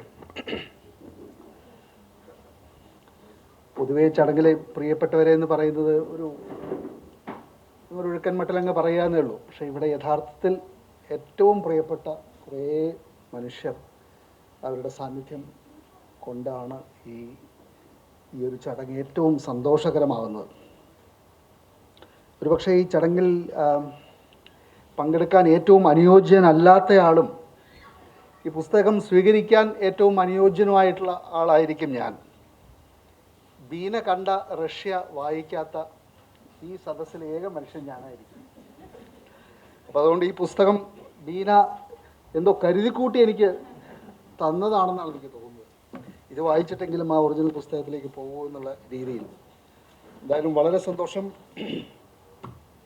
പുസ്തകങ്ങളെക്കുറിച്ചുള്ള പുസ്തകങ്ങൾ മലയാളത്തിൽ അത്ര അപൂർവമൊന്നുമല്ല, പക്ഷേ അത് മിക്കവാറും എല്ലാം അക്കാഡമിക്കായ രീതിയിൽ ആ പുസ്തകത്തെ സമീപിക്കുന്ന പുസ്തകങ്ങളാണ്. ഇവിടെ സ്നേഹത്തിൻ്റെ പുസ്തകമായിട്ടാണ് ബീന കണ്ട റഷ്യ, പല വായനാ അനുഭവങ്ങൾ എന്നുള്ള ഈ പുസ്തകം ഒരുങ്ങിയിരിക്കുന്നത്. ബീനയുടെ അനുഭവങ്ങളോട്, ബീനയുടെ ചിന്തകളോട്, പ്രവർത്തനങ്ങളോട്, ബീനയുടെ പുസ്തകങ്ങളോട് സ്നേഹിക്കുന്ന ഒരു പറ്റം സുഹൃത്തുക്കൾ ബീനയ്ക്ക് നൽകിയ ഒരു സ്നേഹോപഹാരമായിട്ടാണ് ഇത് കാണേണ്ടത്. ഞാൻ ഈ പുസ്തകം 2-3 ദിവസം മുമ്പ് എനിക്ക് ബീന എത്തിച്ചുകൊണ്ട് ഞാൻ എല്ലാം മറിച്ച് നോക്കി. അതിൽ മുഴുവൻ നിറഞ്ഞു നിൽക്കുന്നത് ബീനയോടുള്ള അത്രയും, അതിന് വലിയ ഭാഗ്യം വേണം ബീന. അത് വളരെയധികം അർഹിക്കുന്നുണ്ട് ബീനയുടെ വ്യക്തിത്വം. വാസ്തവത്തിൽ 10-30 വർഷം മുമ്പാണ് ബീനയെയും ബീനയുടെ കുടുംബത്തെയും എൻ്റെ ഏറ്റവും പ്രിയപ്പെട്ട ചങ്ങാതിയായിട്ടുള്ള ബൈജു ചന്ദ്രനെയൊക്കെ പരിചയപ്പെടുന്നത്. അന്ന് മുതൽ ഒരു കുടുംബം പോലെ ആ സ്നേഹം ബീനയുടെ കുടുംബത്തോടും ബൈജുവിനോടും എല്ലാം കുട്ടികളോടുമെല്ലാം എനിക്ക് തുടരാൻ സാധിച്ചിട്ടുണ്ട്. അത് ഒരു ആർജവത്തോടുകൂടി സമീപിക്കുന്ന ജീവിതത്തെയും സ്നേഹത്തെയും ബന്ധങ്ങളെയൊക്കെ സമീപിക്കുന്ന ഒരു സ്വഭാവം ഒരു ബൈ നേച്ചർ ബീനയ്ക്കുള്ളതുകൊണ്ടാണ്. ബീന കണ്ട റഷ്യ എഴുതിയിട്ട് 40 വർഷം കഴിഞ്ഞിരിക്കുന്നു. പക്ഷേ ബീന ഇപ്പോഴും ഒരു കുട്ടിയായിട്ട് തന്നെയാണ് എനിക്ക് തോന്നാറുള്ളത്. അത്രത്തോളം ഒരു ജീവിതത്തോട് ഇടപെടുന്നതിലുള്ള ഉത്സാഹവും ഏത് കാര്യങ്ങളെയും പുതുതായി നോക്കിക്കാണുന്നതിലുള്ള ഒരു കുട്ടിത്തം നിറഞ്ഞൊരു മനസ്സും ബീനയ്ക്കുണ്ട്. ബീനയ്ക്ക് ഇന്നും ജീവിതത്തോട് ഒരു ശുഭാപ്തി വിശ്വാസമുള്ള ഒരാളാണെന്ന് എനിക്ക് തോന്നുന്നു. ഇതിനെപ്പറ്റി ഞങ്ങൾ പലപ്പോഴും സംസാരിച്ചിട്ടുണ്ട്. വളരെ ശുഭാപ്തി വിശ്വാസത്തോടുകൂടി ജീവിതത്തെ കാണുന്ന ഒരാളാണ്. ഒരു കുട്ടിയുടെ മനസ്സാണ്, അത് ഇന്നും നിലനിൽക്കുന്നു എന്നുള്ളതാണ് വളരെ വളരെ സന്തോഷിപ്പിക്കുന്ന ഒരു കാര്യം. ഈ ചടങ്ങിൽ പങ്കെടുക്കാൻ സാധിച്ചതും ഈ പുസ്തകം സ്വീകരിക്കാൻ സാധിച്ചതിലൊക്കെ വളരെയധികം സന്തോഷമുണ്ട്. തീർച്ചയായും ബീന ഇനിയും റഷ്യയിൽ പോകണം, ബീന പിന്നെയും റഷ്യ കാണുമ്പോൾ എന്നുള്ള ഒരു പുസ്തകമൊക്കെ എഴുതാം വാസ്തവത്തിൽ. കാരണം ഇന്നും ആ കുട്ടിയുടെ മനസ്സുള്ളത് കൊണ്ട് ഒരുപക്ഷെ ഇന്നത്തെ റഷ്യൻ യാഥാർത്ഥ്യത്തെ ഒരു വേറെ രീതിയിലായിരിക്കും നോക്കിക്കാണുന്നത്. ഒരു യുണീക്കായിട്ടുള്ളൊരു കാഴ്ചയായിരിക്കും എന്ന് എനിക്ക് തോന്നുന്നു. തീർച്ചയായും അത്തരം ഒരു പുസ്തകം കൂടി വരാനിരിക്കുന്നുണ്ട്. ബീനയുടെ എല്ലാ പ്രവർത്തനങ്ങൾക്കും ബീനയുടെ കുടുംബത്തിനും എല്ലാം വളരെയധികം ആശംസകൾ. ഇതുപോലുള്ള പുസ്തകം ഇറക്കിയ ഗീത ബക്ഷി തീർച്ചയായും വളരെയധികം അഭിനന്ദനം അർഹിക്കുന്നു. നൊസ്റ്റാൾജിയ എന്നുള്ള പബ്ലിഷിംഗ് ഹൗസിൻ്റെ പേര് തന്നെ ഇതൊരു നൊസ്റ്റാൾജിക് പുസ്തകമായി മാറിയതിൻ്റെ ഏറ്റവും നല്ല ഒരു രസകരമായിട്ടുള്ള സാക്ഷ്യമാണ്. വളരെയധികം സന്തോഷം ഈ ചടങ്ങിൽ പങ്കെടുക്കാൻ സാധിച്ചതിൽ. എൻ്റെ പ്രിയപ്പെട്ട സുഹൃത്തുക്കൾക്കെല്ലാം ആശംസകൾ. ബീനയ്ക്ക് പ്രത്യേകിച്ച് അഭിനന്ദനങ്ങൾ. Thank you.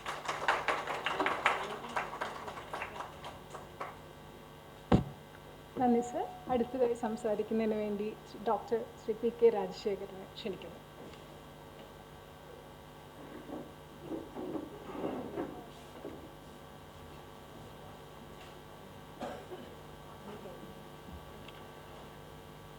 ബഹുമാന്യരെ, പ്രിയപ്പെട്ടവരെ, ചില കുറേ പേര് സഹപാഠികളും ബാക്കി അധ്യാപകനുമാണ് അവിടെ ഇരിക്കുന്നത്. അതുകൊണ്ടാണ് ഞാൻ രണ്ടും കൂടി ചേർത്ത് പറഞ്ഞത്. ഞാൻ കുട്ടിക്കാലത്ത് കുറേ കാലം റഷ്യയിലാണ് താമസിച്ചിരുന്നത്. അപ്പോൾ അങ്ങനെ അത് മറ്റേ മുള്ളങ്കി, മഞ്ഞുവണ്ടികൾ, വീസുത്യേവ്, കൊടസന്തിൻ ബുലാത്തോ, എമേലിയ എന്നിവരായിരുന്നു ഞാൻ അന്ന് എൻ്റെ ഒപ്പം ഉണ്ടായിരുന്ന ആളുകൾ. അപ്പോൾ ഞങ്ങൾ ഇടയ്ക്ക് എമേലിയ ഒരു വാളമീനെ പിടിച്ചു, വാളമീൻ കൽപ്പിക്കും, ഞാൻ ഇച്ഛിക്കും. അങ്ങനെ ഞാൻ റഷ്യയിൽ ഇങ്ങനെ ജീവിച്ചു വരുന്ന കാലത്ത് ഒരു ഭയങ്കര എതിരാളി എനിക്ക് പ്രത്യക്ഷപ്പെട്ടു, ബീന. നമ്മളെ ഹിന്ദുവും പറയുമ്പോൾ ഞാൻ കരടിയാണെന്നാണ് വിചാരിച്ചത് ആദ്യം. ബീന എന്ന് കേട്ടോ, മിഷ എന്നൊക്കെ കേട്ടിരുന്ന കാലത്ത്. അങ്ങനെ എൻ്റെ ആദ്യത്തെ നമ്മുടെ റഷ്യയിലെ ജീവിതം തകർത്ത് തരിപ്പണമാക്കിയ ബീനയോട് അങ്ങനെ ഞാൻ റഷ്യയിൽ നിന്ന് പുറത്തായി. കാരണം റഷ്യ നേരിട്ട് കണ്ട് ബീന വന്നിരിക്കുകയല്ലേ. ഞാനാണെങ്കിൽ മറ്റേ മഞ്ഞുകാലത്തായിരുന്നു അവിടെ, മറ്റേ സ്ലെഡ്ജിലൊക്കെ പോയിക്കൊണ്ടിരുന്നു, റെയിൻഡിയർ. അങ്ങനെ പുറത്തായി.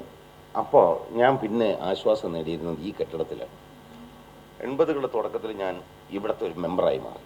മാത്രമല്ല സോവിയറ്റ് എന്നൊരു നാടുണ്ടത്രേ, പോകാൻ കഴിഞ്ഞെങ്കിൽ എത്ര ഭാഗ്യമെന്ന് KPG എഴുതി പാടിയതിൻ്റെ അവശിഷ്ടങ്ങൾ നിറഞ്ഞു നിൽക്കുകയായിരുന്നു. അപ്പോൾ സോവിയറ്റ് യൂണിയൻ ഉണ്ടായിരുന്നു, സഖാവ് ബ്രഷ്നേവ് ലോകത്തെ വിമോചിപ്പിക്കുമെന്ന് ഞാനും ആത്മാർത്ഥമായി വിശ്വസിച്ചിരുന്നു.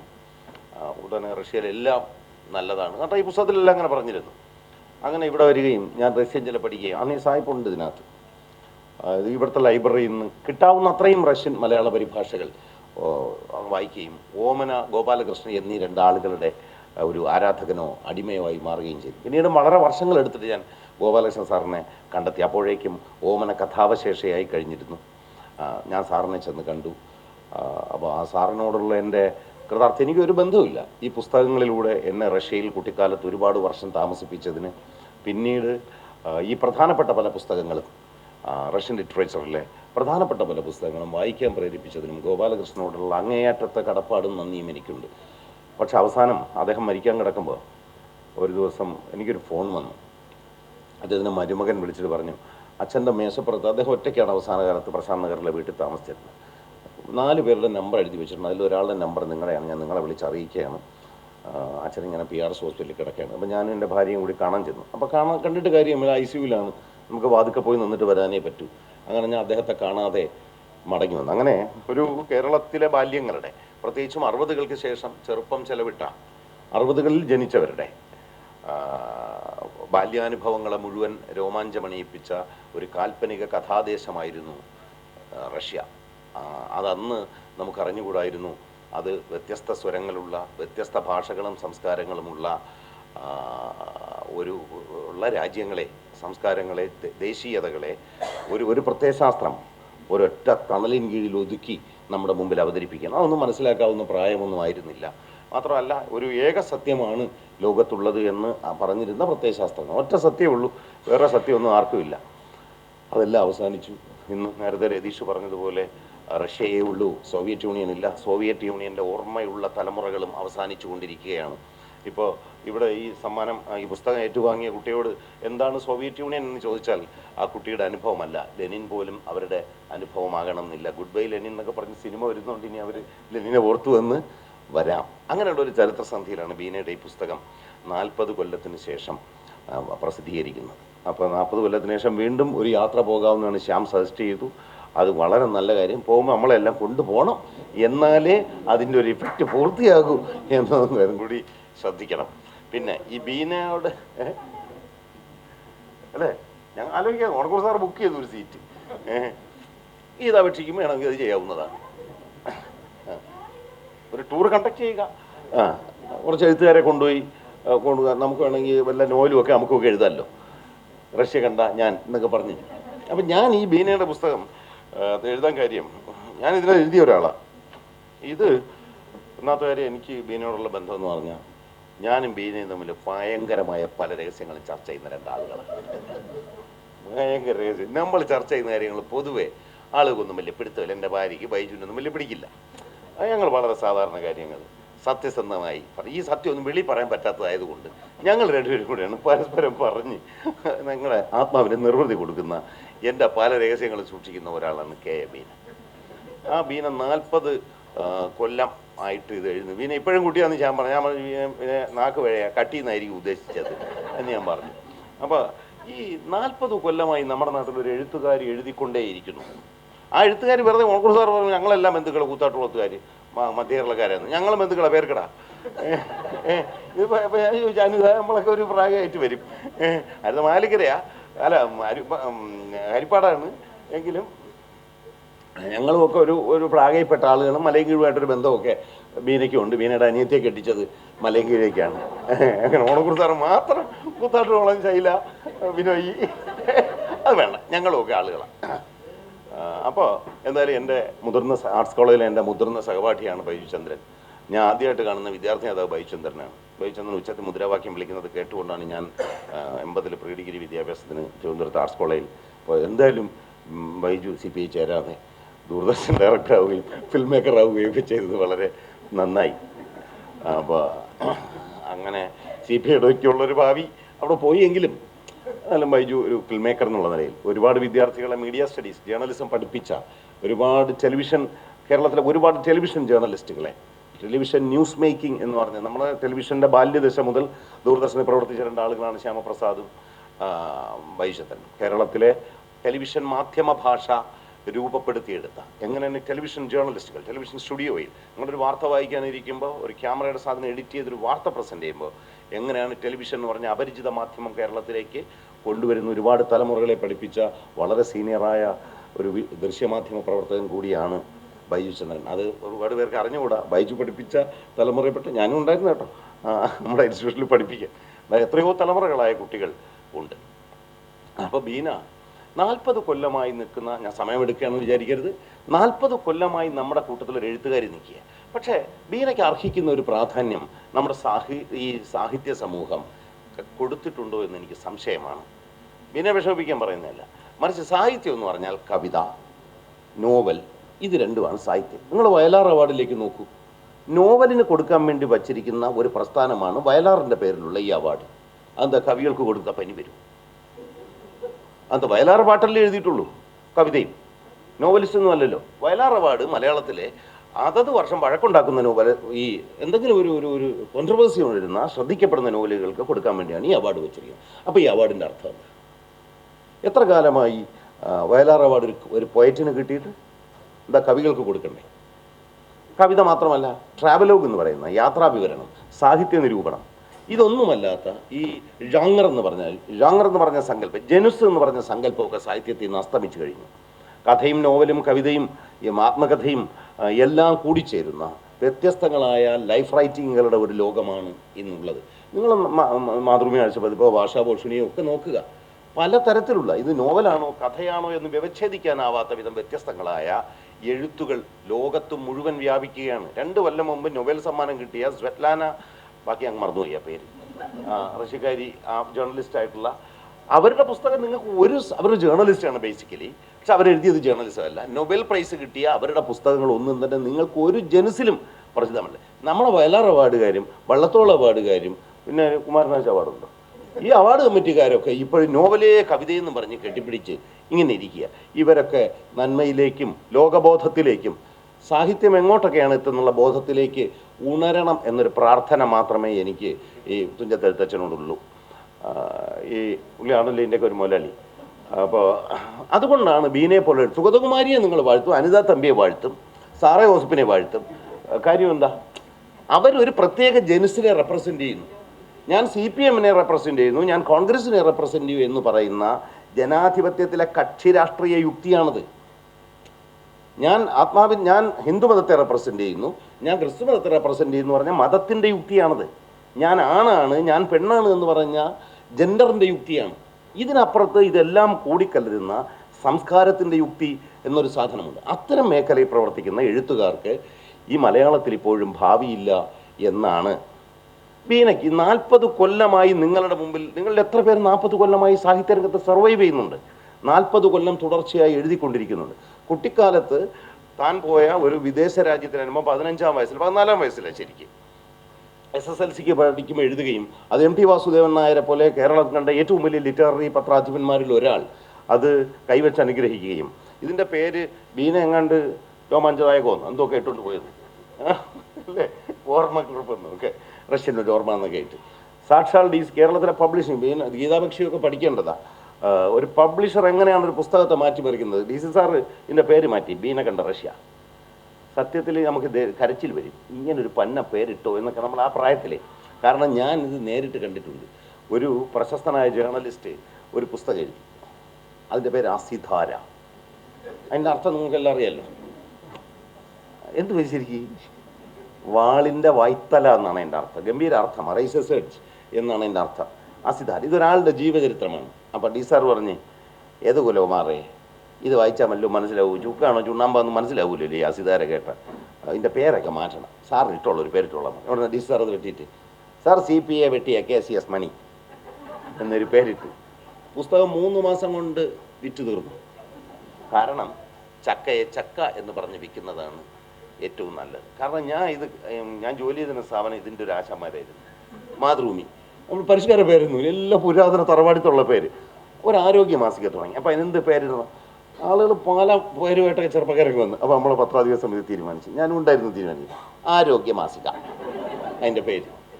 കുറച്ച് ദിവസം കഴിഞ്ഞ് ഒരു സ്പോർട്സിനൊരു മാസിക തുടങ്ങി.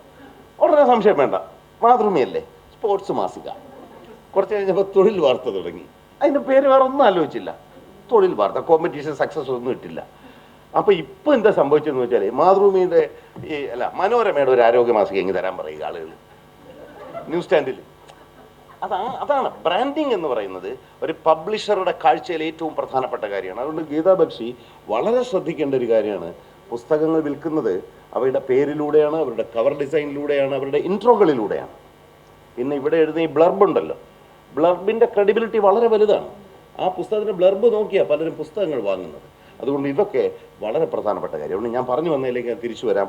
40 കൊല്ലമായി വ്യത്യസ്ത മേഖലകളിൽ എഴുതുന്ന ഒരു എഴുത്തുകാരി എന്നുള്ള നിലയിൽ എനിക്ക് ബീനയോട് അങ്ങേയറ്റം ബഹുമാനമുണ്ട്. വ്യത്യസ്ത മേഖലകളിലല്ല, സാഹിത്യത്തിൻ്റെ ജനുസ് കേന്ദ്രീകൃതമായ ഒരു ജനുസിനെ മാത്രം എഴുതുന്നതാണ് സാഹിത്യം എന്ന് പറയുന്ന ആ സർവാധിപത്യപരമായ ഈ ജനാധിപത്യ യുക്തിയെ, അല്ലെങ്കിൽ മതത്തിൻ്റെ യുക്തിയെ, മൈൻഡ് ബോഡി ഡൈക്കട്ടമിയിൽ ഉറച്ചിരിക്കുന്ന ആത്മീയതയുടെ യുക്തിയെ, ശരീരമാത്മാവ് എന്ന് പറഞ്ഞ എല്ലാം വേർതിരിച്ചിങ്ങനെ കാണുന്ന ആ യുക്തിയെ മുഴുവൻ തകർക്കുന്ന റൈറ്റിംഗ് ആണ് ബീനയുടേത്. അത് ഈ ട്രാവലോഗിൽ നിന്ന്, ട്രാവലോഗ് എന്നൊന്നും ഇതിനെ പറയാനില്ല, ഒരു കുട്ടിയുടെ ലോകവീക്ഷണങ്ങളാണ്.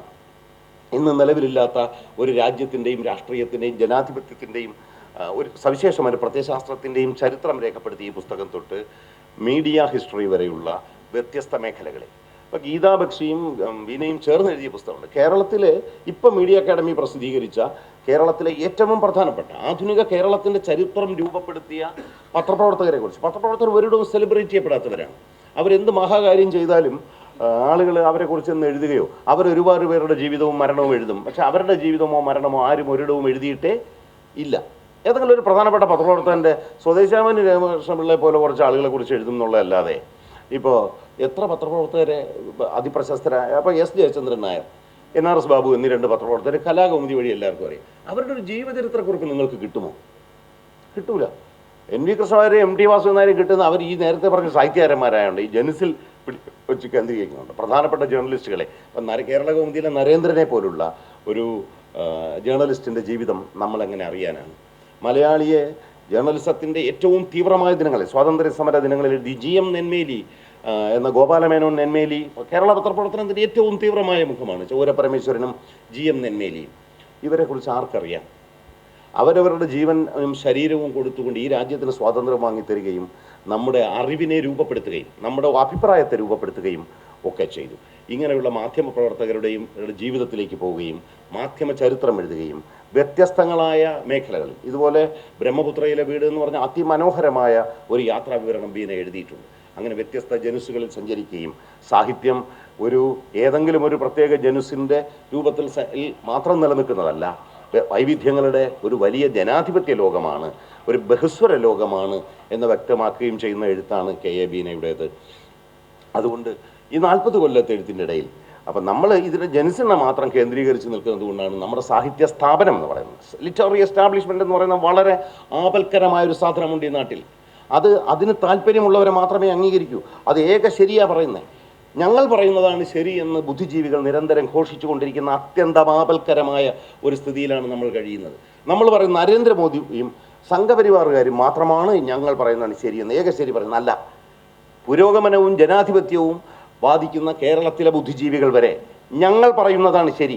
എതിർസ്വരങ്ങൾ എന്താണെന്ന് കേൾക്കാനോ, എതിർസ്വരങ്ങളുടെ എതിരഭിപ്രായങ്ങൾ എന്തെന്ന് കേൾക്കാനോ, ഒരു പ്രശ്നത്തിൻ്റെ 2 വശങ്ങളും പരിശോധിക്കാനോ സമചിത്തതയോടുകൂടി കാര്യങ്ങളെ സമീപിക്കാനോ ശ്രമിക്കാതെ ബുദ്ധിജീവികൾ പോലും സാഹിത്യ സ്ഥാപനം പോലും ചില പ്രത്യേക സവിശേഷ ആളുകളെയും സവിശേഷമായ ചില ശരികളെയും ടേക്കൺ ഫോർ ഗ്രാൻഡഡായി സ്വീകരിക്കപ്പെടുന്ന കാലത്ത് ബീനയെ പോലുള്ള എഴുത്തുകാരികൾ വ്യത്യസ്തങ്ങളായ സ്വരങ്ങളാണ് ഉയർത്തുന്നത്. അതുകൊണ്ട് ബീന കണ്ട റഷ്യ എന്ന പുസ്തകത്തിൻ്റെ പുനഃപ്രകാശനം 40 വർഷമായി എഴുതിക്കൊണ്ടിരിക്കുന്ന ഒരു എഴുത്തുകാരി എങ്ങനെയാണ് മറ്റെഴുത്തുകാർക്ക് പ്രചോദനമായി തീരുന്നത്? കവിതയും കഥയും നോവലും മാത്രമല്ല, സർഗാത്മകമായ സാഹിത്യമല്ല, മറ്റു രൂപങ്ങളും സർഗാത്മകം തന്നെ എന്ന് തെളിയിക്കുന്ന എഴുത്തു ജീവിതമാണ് KA ബീനയുടേത്. ആ എഴുത്തു ജീവിതം അഭംഗുരം. ഇപ്പോൾ ബീന കാണിക്കുന്ന ആ സ്ഥിതപ്രജ്ഞത്വമുണ്ടല്ലോ, സ്ത്രീകളുടെ ജീവിതത്തിൽ പലതരം കുഞ്ഞുങ്ങളെ വളർന്നത് കൊണ്ട്, തൊഴിൽ കൊണ്ട്, ട്രാൻസ്ഫറുകൾ കൊണ്ട്, വൈയക്തികമായ പ്രശ്നങ്ങളുണ്ട്, ശാരീരിക സവിശേഷതകൾ കൊണ്ട്, അടുക്കളയുടെ പ്രശ്നങ്ങൾ കൊണ്ട്, ഇതൊക്കെ പല ആളുകൾക്കും, ഇവിടെ ഇരിക്കുന്ന പലർക്കും അവരാഗ്രഹിച്ച രീതിയിൽ എഴുതാൻ പറ്റാതെ പോയവരാണ്. അങ്ങനെയുള്ള ആയിരക്കണക്കിന് സ്ത്രീകളുണ്ട്. അതിൻ്റെ ഇടയിലും വലിയൊരു ഘോര സമരമായി ജീവിതത്തെ മാറ്റിക്കൊണ്ട് അങ്ങേയറ്റത്തെ ഇച്ഛാശക്തിയും പ്രജ്ഞാശക്തിയും ഉപയോഗിച്ചുകൊണ്ട് എഴുതിയ ബീനയ്ക്ക് എൻ്റെ എല്ലാ സ്നേഹാശംസകളും ഈ പുസ്തകത്തിനും ഈ പുസ്തകം പ്രസാദനം ചെയ്ത് ഗീതാ ബക്ഷിക്കും വിശേഷിച്ചും ഈ പുസ്തകമൊക്കെ കണ്ടിട്ട് ഇപ്പോൾ DC ബുക്സിലൊക്കെ പോയി ആളുകൾ അന്വേഷിക്കുമെന്ന് ഞാനും ബീനയും കൂടെ പറയുന്നുണ്ടായിരുന്നു. അപ്പോൾ ഇത് നൊസ്റ്റാൾജിയ എസ്റ്റാബ്ലിഷ് ചെയ്യണം. ഈ കവറൊക്കെ കൊള്ളാം, എന്തെങ്കിലും ഒരു കുറ്റം പറഞ്ഞില്ല ഒരു സമാധാനം ഇല്ലാത്ത ആളാണ് ഞാൻ. ഒന്നും ഞാൻ സാഹിത്യ നിരൂപകന്മാരുടെ ഒരു കുഴപ്പമാണെന്ന് വെച്ചോ. ഇതിനകത്ത് ഈ നൊസ്റ്റാൾജിയ കണ്ടുപിടിക്കണമെങ്കിൽ എനിക്ക് കണ്ണാടി വെക്കാത്തതുകൊണ്ടുള്ള കുഴപ്പമാണ്. ഞാൻ ചോദിച്ചു എന്തോ ഒരു കിരീടം വെച്ചിരിക്കുന്നതെന്ന് ചോദിച്ചു. അപ്പോൾ കിരീടമല്ല, അത് പിന്നെ കപ്പലെന്ന് മനസ്സിലായത് ഈ വള്ളമാണ്. അപ്പോൾ ഈ ടൈറ്റിൽ കുറച്ചുകൂടി ഒന്ന് എസ്റ്റാബ്ലിഷ് ചെയ്യണം. DC ബുക്സിൻ്റെ കവറിൻ്റെ പ്രത്യേകത ആ വട്ടത്തിലെ ആ DCB എന്നുള്ളത് നമ്മൾ കാണും. പെൻഗിൻ്റെ പ്രത്യേകത എന്താ? ആ പെൻഗിൻ പക്ഷിയെ നമ്മൾ കാണും. അപ്പോൾ ആ ടൈറ്റിലേക്ക് നമ്മുടെ കാഴ്ച ചെല്ലും. അപ്പോൾ ആ കാഴ്ച വളരെ പ്രധാനമാണ്. പിന്നെ പുസ്തകങ്ങളുടെ കവർ ചെയ്യുമ്പോൾ മാഗസീനുകളുടെ കവർ പോലെ, സിനിമകളുടെ പോസ്റ്റർ പോലെ ഏറ്റവും പ്രധാനപ്പെട്ട കാര്യം മനുഷ്യൻ്റെ കാഴ്ച നേരെയാണ് പ്രവർത്തിക്കുന്നത്. നമ്മുടെ മുമ്പിലിരിക്കുന്ന ഈ വിഷ്വലൈസേഴ്സ്, ഈ ക്യാമറ പേഴ്സൺസ് ആരും തന്നെ ക്യാമറ ഇങ്ങനെ വെച്ചിട്ടില്ല. പഴയ ജയൻ്റെ പടത്തിലെ ആംഗിളൊന്നും ആരും ഇപ്പോൾ എടുക്കില്ല. മറ്റേ കാളവണ്ടിയുടെ വീലിൻ്റെ അടിയിൽ കൂടെ സ്റ്റണ്ട് വരുമല്ലോ. അപ്പോൾ ഈ ടൈറ്റിലുകൾ സ്ട്രൈറ്റ് ആയിരിക്കേണ്ടതാണ്. അങ്ങനെ ഒരു നിർദ്ദേശം കൂടി, അതാണ് ദൃശ്യബോധത്തിൻ്റെ ഏറ്റവും സൗകര്യപ്രദമായ രീതി എന്ന് പറഞ്ഞുകൊണ്ട് എല്ലാ ആശംസകളും നേരുന്നു. ശരി.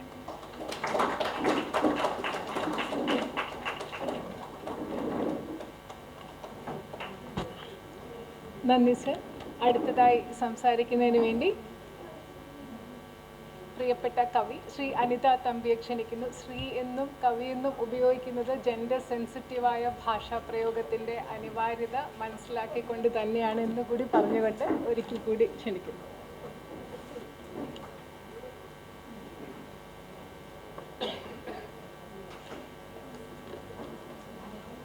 ബഹുമാനപ്പെട്ട ജോർജ് ഓണക്കൂർ സാർ, സുജ, രാജശേഖരൻ, ശ്യാമപ്രസാദ്, പ്രജേഷ്, ബീന, ഈ ബൈജു, അപ്പു, ഗോപിക എല്ലാവരുമുണ്ട്. ഗീത ചേച്ചി, ഐഷ ചേച്ചി, ഇവിടെ ഇരിക്കുന്നവരിൽ പകുതി പേരെങ്കിലും പരിചയമുള്ളവരാണ്. അപ്പോൾ ഇത്രയധികം സ്നേഹവും സൗഹൃദവും ചിത്രൻ ഇത്രയധികം സ്നേഹവും സൗഹൃദവും ഉള്ള നിറഞ്ഞു നിൽക്കുന്ന ഈ ഒരു ചടങ്ങിൽ പങ്കെടുക്കാൻ കഴിഞ്ഞതിൽ എനിക്ക് വളരെ സന്തോഷമുണ്ട്.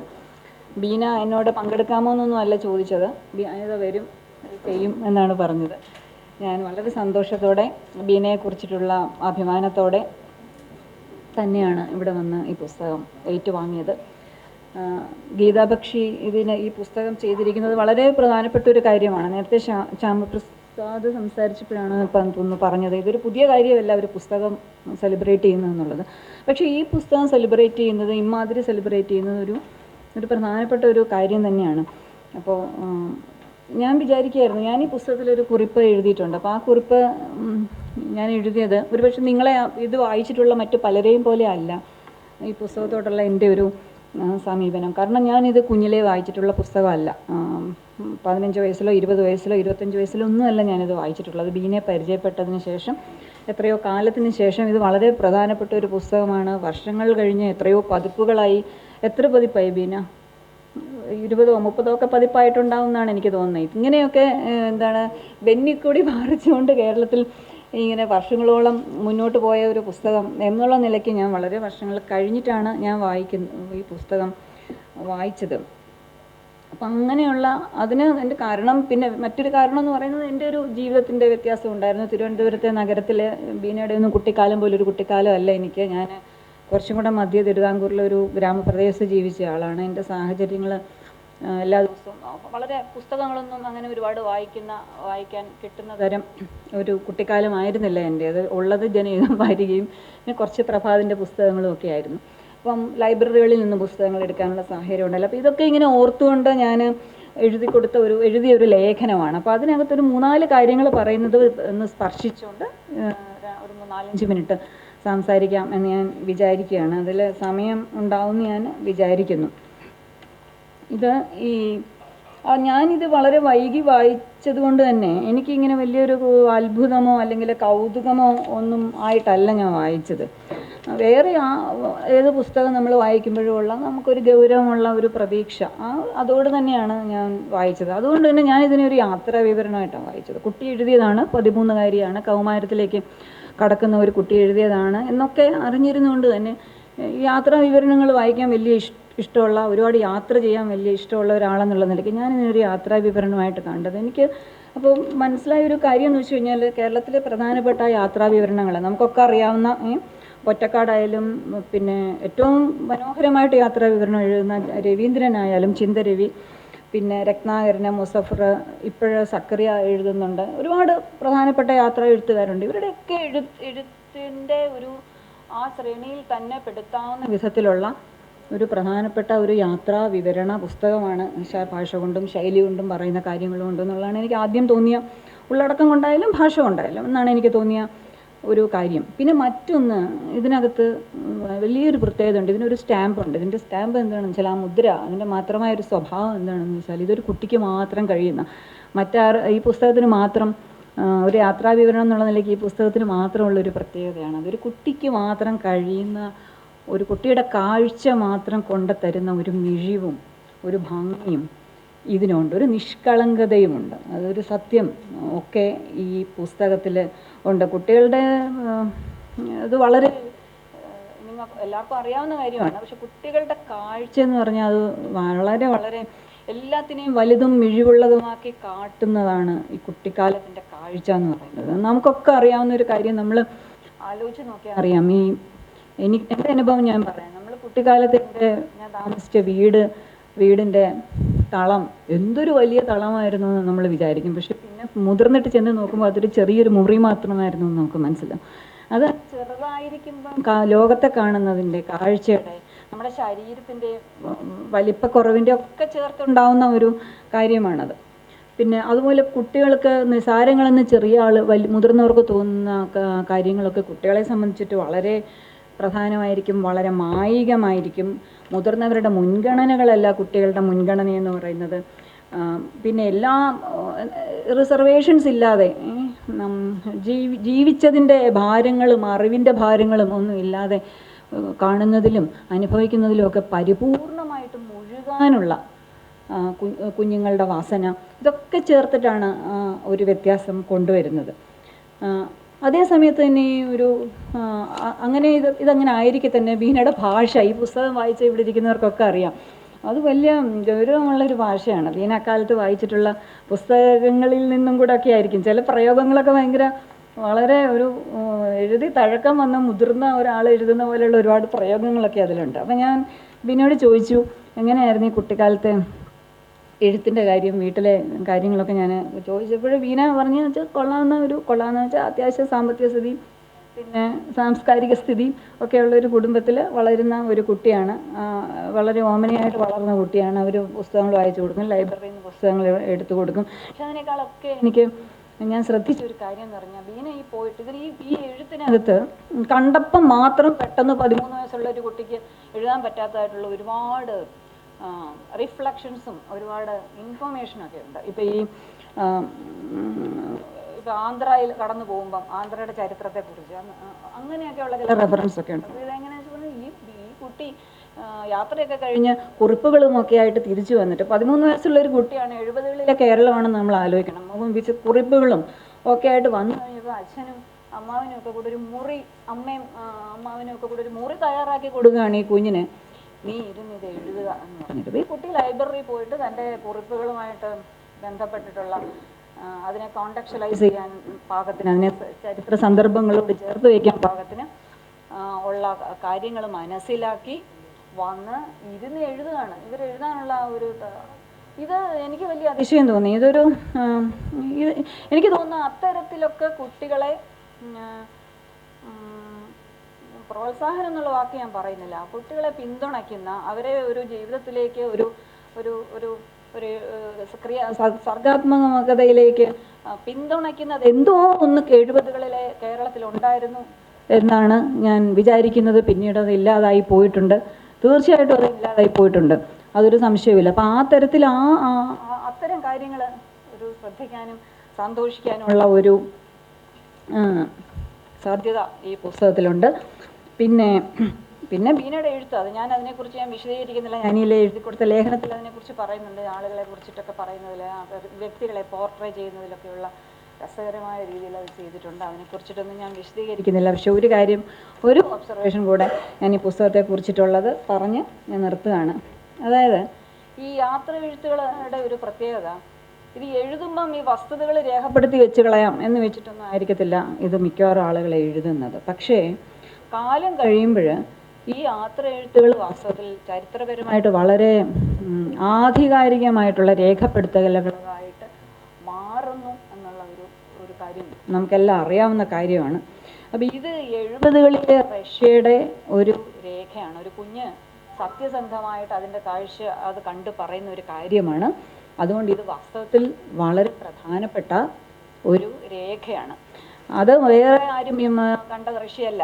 നേരത്തെ സാർ പറഞ്ഞതുപോലെ ഒരു 13കാരി, കേരളത്തിൽ നിന്ന് പോയൊരു 13കാരി പെൺകുട്ടി കണ്ട റഷ്യയാണ്. കേരളത്തിൽ നിന്ന് പോയ കുട്ടി, 13 വയസ്സുള്ള കുട്ടി, പെൺകുട്ടി, ഇതൊക്കെ പ്രധാനപ്പെട്ട കാര്യമാണ്. അപ്പോൾ ഈ പുസ്തകത്തിൽ കേരളമുണ്ട്, ഇന്ത്യയുണ്ട്, റഷ്യയുണ്ട്, ലോകമുണ്ട്.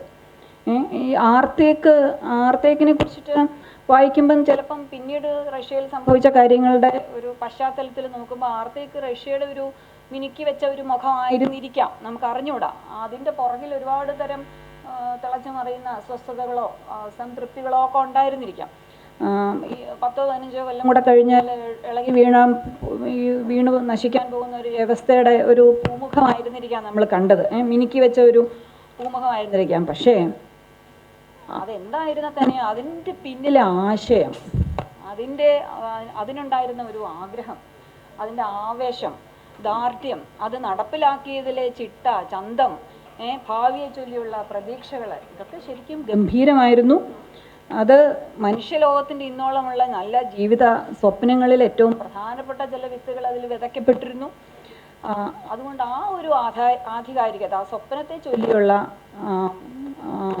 ഒരു കാഴ്ചയുടെ ആധികാരിക രേഖയാണ് ബീനയുടെ ഈ പുസ്തകം. ബീന ഞാനും കൂടെ ഒന്നിച്ച് ചില യാത്രകളൊക്കെ ചെയ്തിട്ടുണ്ട്. ബീന അതിനെക്കുറിച്ച് എഴുതിയിട്ടുണ്ട്. അതിനെക്കുറിച്ചൊന്നും ഞാൻ വിശദീകരിക്കുന്നില്ല. ഒരു 4 വരി വായിച്ച് ഞാൻ നിർത്താം. അതായത് ഈ റഷ്യൻ ഭാഷയിലുള്ള ആർത്തേക്കിൻ്റെ പാട്ടുണ്ടല്ലോ, ആർത്തേക്കിൻ്റെ ഗാനം, അത് ബീന അത് മലയാള ലിപിയിൽ എഴുതിയിട്ട് അതിൻ്റെ അർത്ഥം 8 വരിയിൽ ബീന പരിഭാഷപ്പെടുത്തിയിട്ടുണ്ട്. ബീന തന്നെ ആയിരിക്കും അത് ചെയ്തത്, അല്ലേ? ചോദിച്ച് ചെയ്തതായിരിക്കും. എനിക്കത് ഭയങ്കര ഇഷ്ടപ്പെട്ടു ആ ഒരു പാട്ട്. ഇപ്പോഴും അത് ആളുകൾ പാടാറുണ്ടോ എന്നൊന്നും എനിക്കറിയത്തില്ല. പക്ഷേ അത് മലയാളത്തിൽ എഴുതിയത് എനിക്ക് ഇഷ്ടപ്പെട്ടു. ഞാൻ പക്ഷേ ചെറുതായിട്ട് ഒന്ന് കൈവച്ചു. എനിക്ക് ഇഷ്ടപ്പെട്ട രീതിയിൽ ഞാൻ ഇത്തിരി കൂടെ ഒന്ന് അതിനെ മാറ്റി എഴുതി. 4-5 വരി വായിച്ചിട്ട് ഞാൻ നിർത്താം. നീലാകാശത്തിലെ പൂർണ്ണ സൂര്യൻ ഒരു കൊച്ചു ബാലൻ വരച്ച ചിത്രം. നീലാകാശത്തിലെ പൂർണ്ണ സൂര്യൻ ഒരു കൊച്ചു ബാലൻ വരച്ച ചിത്രം. ഒരു കടലാസിൽ വരച്ച ചിത്രം. താഴെ അവൻ ഒപ്പുവെച്ച ചിത്രം. എന്നെന്നും സൂര്യൻ ജ്വലിച്ചിടട്ടെ, എന്നും നീലാകാശം നിറഞ്ഞിടട്ടെ, എന്നെന്നും അമ്മയുണ്ടായിടട്ടെ, എന്നും ഈ ഞാനും പുലർന്നിടട്ടെ. ഇത്രയേ ഉള്ളൂ. വളരെ സന്തോഷം. നന്ദി.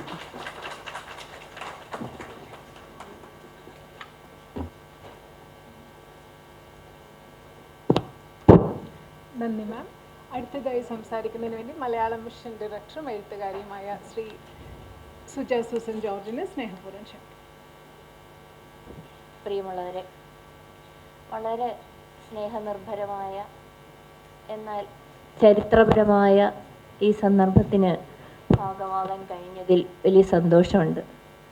2 കാരണങ്ങളാണ് ഞാനിവിടെ ഉണ്ടാകാൻ കാരണമായത്. ഒന്ന്, ഈ പുസ്തകത്തിൽ എഴുതിയില്ല എന്നുള്ളത് കൊണ്ടും, 2, ബീന വളരെ അടുത്ത സുഹൃത്തായതുകൊണ്ടും ആണ്. ഇത് രാജശേഖരൻ പറഞ്ഞതും അനിത പറഞ്ഞതും എൻ്റെയും കൂടി ഭാഷണമാണ്. അത് ആവർത്തിക്കേണ്ടതില്ല എന്ന് ഞാൻ കരുതുന്നു.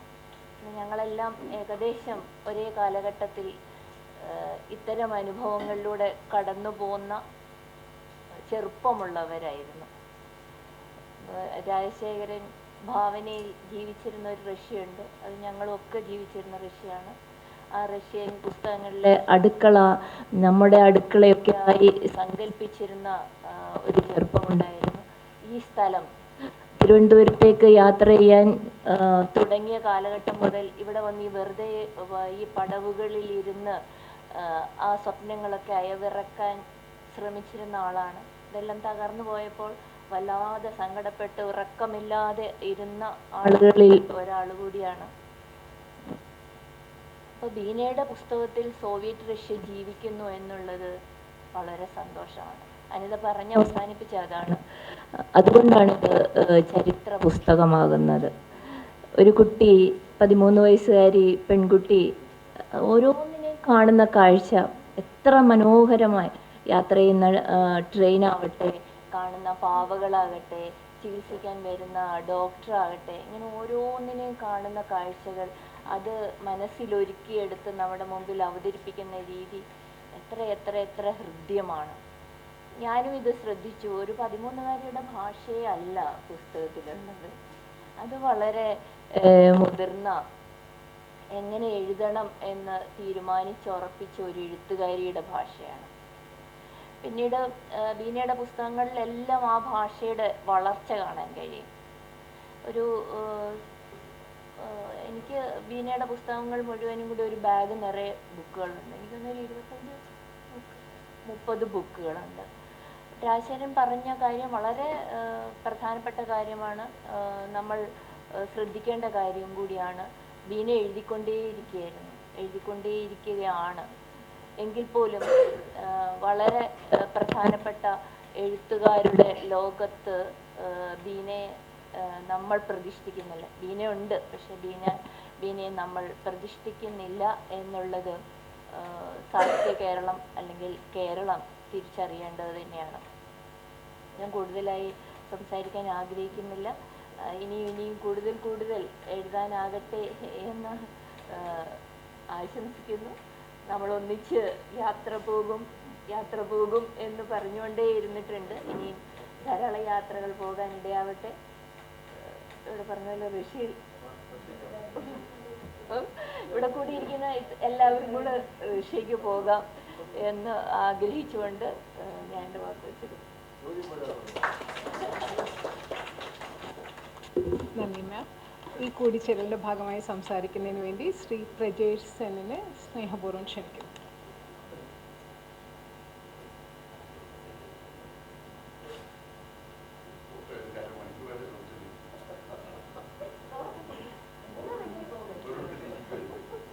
ഏറ്റവും ആദരണീയരായ വ്യക്തികളെ, ഗുരുക്കന്മാരെ, എല്ലാവർക്കും നമസ്കാരം. ബീന ചേച്ചിയുടെ ഈ പുസ്തകം ഒരുപാട് കുട്ടിക്കാലത്ത് അല്ലെങ്കിലും ചെറുപ്പകാലത്ത് വായിക്കാൻ പറ്റിയ ഒരാളാണ്. അതിനുശേഷം ആകാശവാണിയുടെ തിരുവനന്തപുരം നിലയത്തിൽ ഒരു കാഷ്വൽ റിപ്പോർട്ടറായിട്ട് ജോലിക്ക് വന്ന സമയത്ത് ഞാൻ ആദ്യമായിട്ടാണ് ബീന ചേച്ചി കാണുന്നത്. അപ്പോൾ അന്ന് ന്യൂസ് എഡിറ്ററാണ്. എനിക്ക് ഭയങ്കര പേടിയായിരുന്നു. കാരണം ഞാനൊരു കാഷ്വൽ റിപ്പോർട്ടറാണ്. വരുമ്പോൾ ഇങ്ങനെ കണ്ണടയൊക്കെ വെച്ച് ഒരു നോട്ടമൊക്കെ ഉണ്ട്. അന്ന് മിണ്ടിയിട്ടൊന്നുമില്ല, മിണ്ടാൻ പേടിയായിരുന്നു. അപ്പോൾ അതിനുശേഷം വർഷങ്ങൾക്ക് ശേഷം ഞാൻ മാധ്യമപ്രവർത്തകനായിട്ട് പത്രത്തിൽ ജോലി ചെയ്യുമ്പോൾ കോഴിക്കോട് വെച്ചാണ് ആദ്യമായിട്ട് കാണുകയും പരിചയപ്പെടുകയും ചെയ്യുന്നത്. അതിനുശേഷം ഇന്ന് വരെ എല്ലാ കാര്യങ്ങളും പറയുകയും സ്നേഹത്തോടെ എല്ലാ വിശേഷങ്ങളും അറിയിക്കുകയും ചെയ്യുന്ന ഒരു കുടുംബാംഗം പോലെ തന്നെയാണ്. എൻ്റെ വൈഫ് വന്നിട്ടുണ്ട്. അവരുടെ ആദ്യത്തെ പുസ്തകം പ്രകാശനം ചെയ്തത് ചേച്ചിയാണ്. ഒരു പത്രപ്രവർത്തകനായി ജോലി ചെയ്യവേ ആ സമയത്ത് സിനിമക്കാരനൊന്നും ആയിട്ടില്ല, മീൻസ് പത്രക്കാരനായി ജോലി ചെയ്യുന്ന സമയത്ത് എൻ്റെ വലിയ കളർ പടമൊക്കെ വെച്ച് ഇൻ്റർവ്യൂ പ്രസിദ്ധീകരിച്ചത് ഗീത ചേച്ചിയും ബീന ചേച്ചിയും ചേർന്നുള്ള നൊസ്റ്റാൾജിയയിലാണ്. അതിനുശേഷമാണ് സിനിമയിലേക്ക് വന്നത്. അപ്പോൾ ഞാൻ എഴുതിയ കഥകളും സിനിമ തിരക്കഥകളുമൊക്കെ ചേച്ചിയെ പല ഘട്ടങ്ങളിലും വായിച്ച് കേൾപ്പിച്ചിട്ടുണ്ട്. ഒരുപാട് അനുഗ്രഹിക്കുകയും പ്രോത്സാഹിപ്പിക്കുകയും ചെയ്ത ചേച്ചിയുടെ ഈ പുസ്തകത്തിന് എല്ലാവിധ ആശംസകളും. Thank you.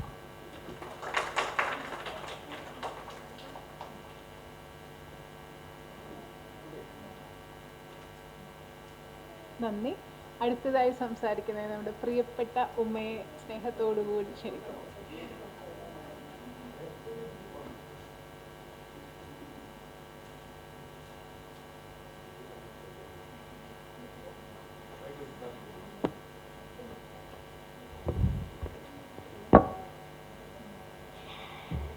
വേദിയിലിരിക്കുന്ന വിശിഷ്ട വ്യക്തികളെ, സ്നേഹം നിറഞ്ഞ മാതാപിതാക്കളെ, എൻ്റെ പ്രിയപ്പെട്ട കൂട്ടുകാരെ,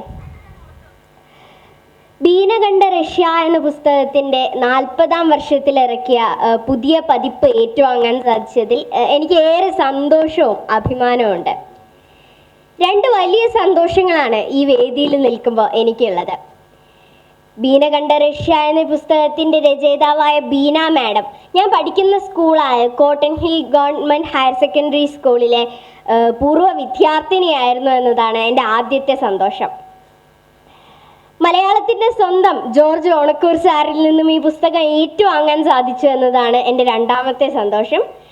ജോർജ് ഓണക്കൂർ സാറ് അടക്കമുള്ള ഒരു സമിതിയാണ് അഭിമുഖത്തിലൂടെ എന്നെ 2021 കുട്ടികളുടെ പ്രസിഡൻ്റായി തിരഞ്ഞെടുത്തത്. കോട്ടൺ ഹിൽ സ്കൂളിൽ പഠിക്കുമ്പോൾ തന്നെ Vaikom Muhammad Basheer, MT Vasudevan Nair, S Guptan Nair, Sugathakumari teacher എന്നിങ്ങനെ മലയാളത്തിലെ പ്രശസ്തരായ ഒരുപാട് വ്യക്തികളുടെ സ്നേഹവാത്സല്യങ്ങൾ അനുഭവിക്കാൻ സാധിച്ച ഒരു വ്യക്തിയാണ് ബീന മാഡം. പൊതുവിദ്യാലയത്തിലെ ഒരു വിദ്യാർത്ഥിനി എന്ന നിലയിൽ അന്ന് ബീന മാഡത്തിനുണ്ടായ അതേ അഭിമാനമാണ് ഇന്ന് ഈ വേദിയിൽ നിൽക്കുമ്പോൾ എനിക്കുള്ളത്.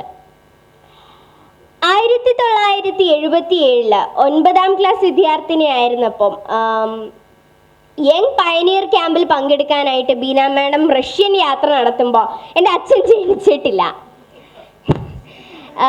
എന്നാൽ കഴിഞ്ഞ വർഷം കേരള മീഡിയ അക്കാദമി പുറത്തിറക്കിയ ഒരു കൂട്ടം പുസ്തകങ്ങളിൽ ബീന മാഡം അടക്കമുള്ള പ്രശസ്തരായ ഒരുപാട് വ്യക്തികൾക്കൊപ്പം പുസ്തകം എഴുതാനായിട്ട് അച്ഛന് സാധിച്ചു. അച്ഛൻ്റെ ലൈബ്രറിയിൽ നിന്ന് ഞാൻ വായിച്ച പുസ്തകമായിട്ടുള്ള ബീന കണ്ട റഷ്യ എന്ന പുസ്തകം ഏറ്റുവാങ്ങാനായിട്ട് 6ാം ക്ലാസ്സുകാരിയായ എനിക്കും സാധിച്ചു.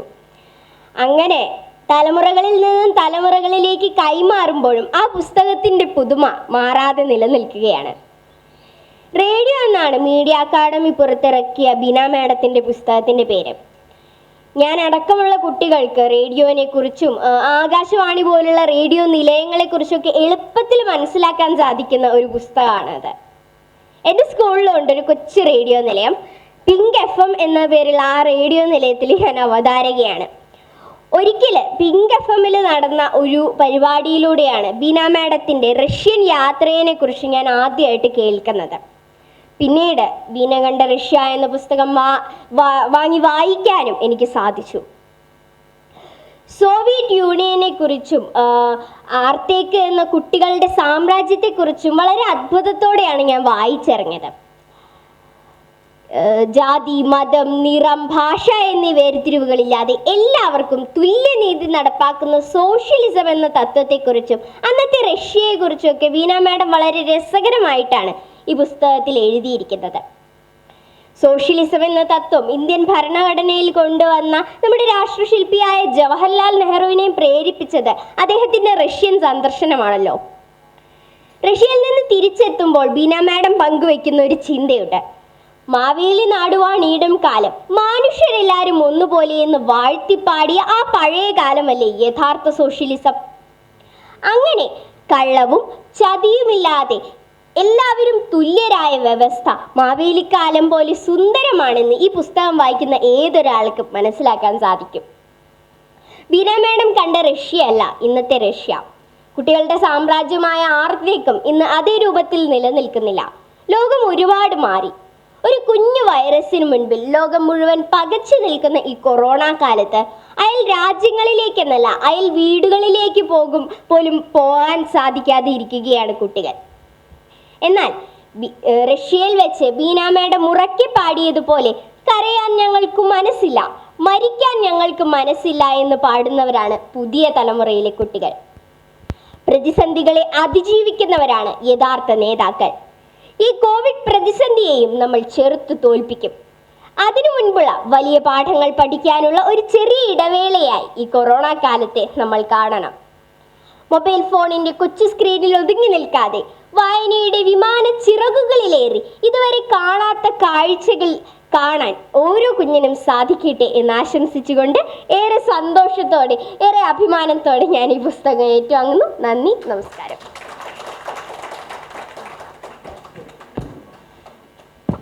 വളരെയധികം ആത്മവിശ്വാസത്തോടുകൂടി മനോഹരമായി സംസാരിച്ച ഉമ്മയ്ക്ക് ഞങ്ങളുടെ സ്നേഹം, സന്തോഷം.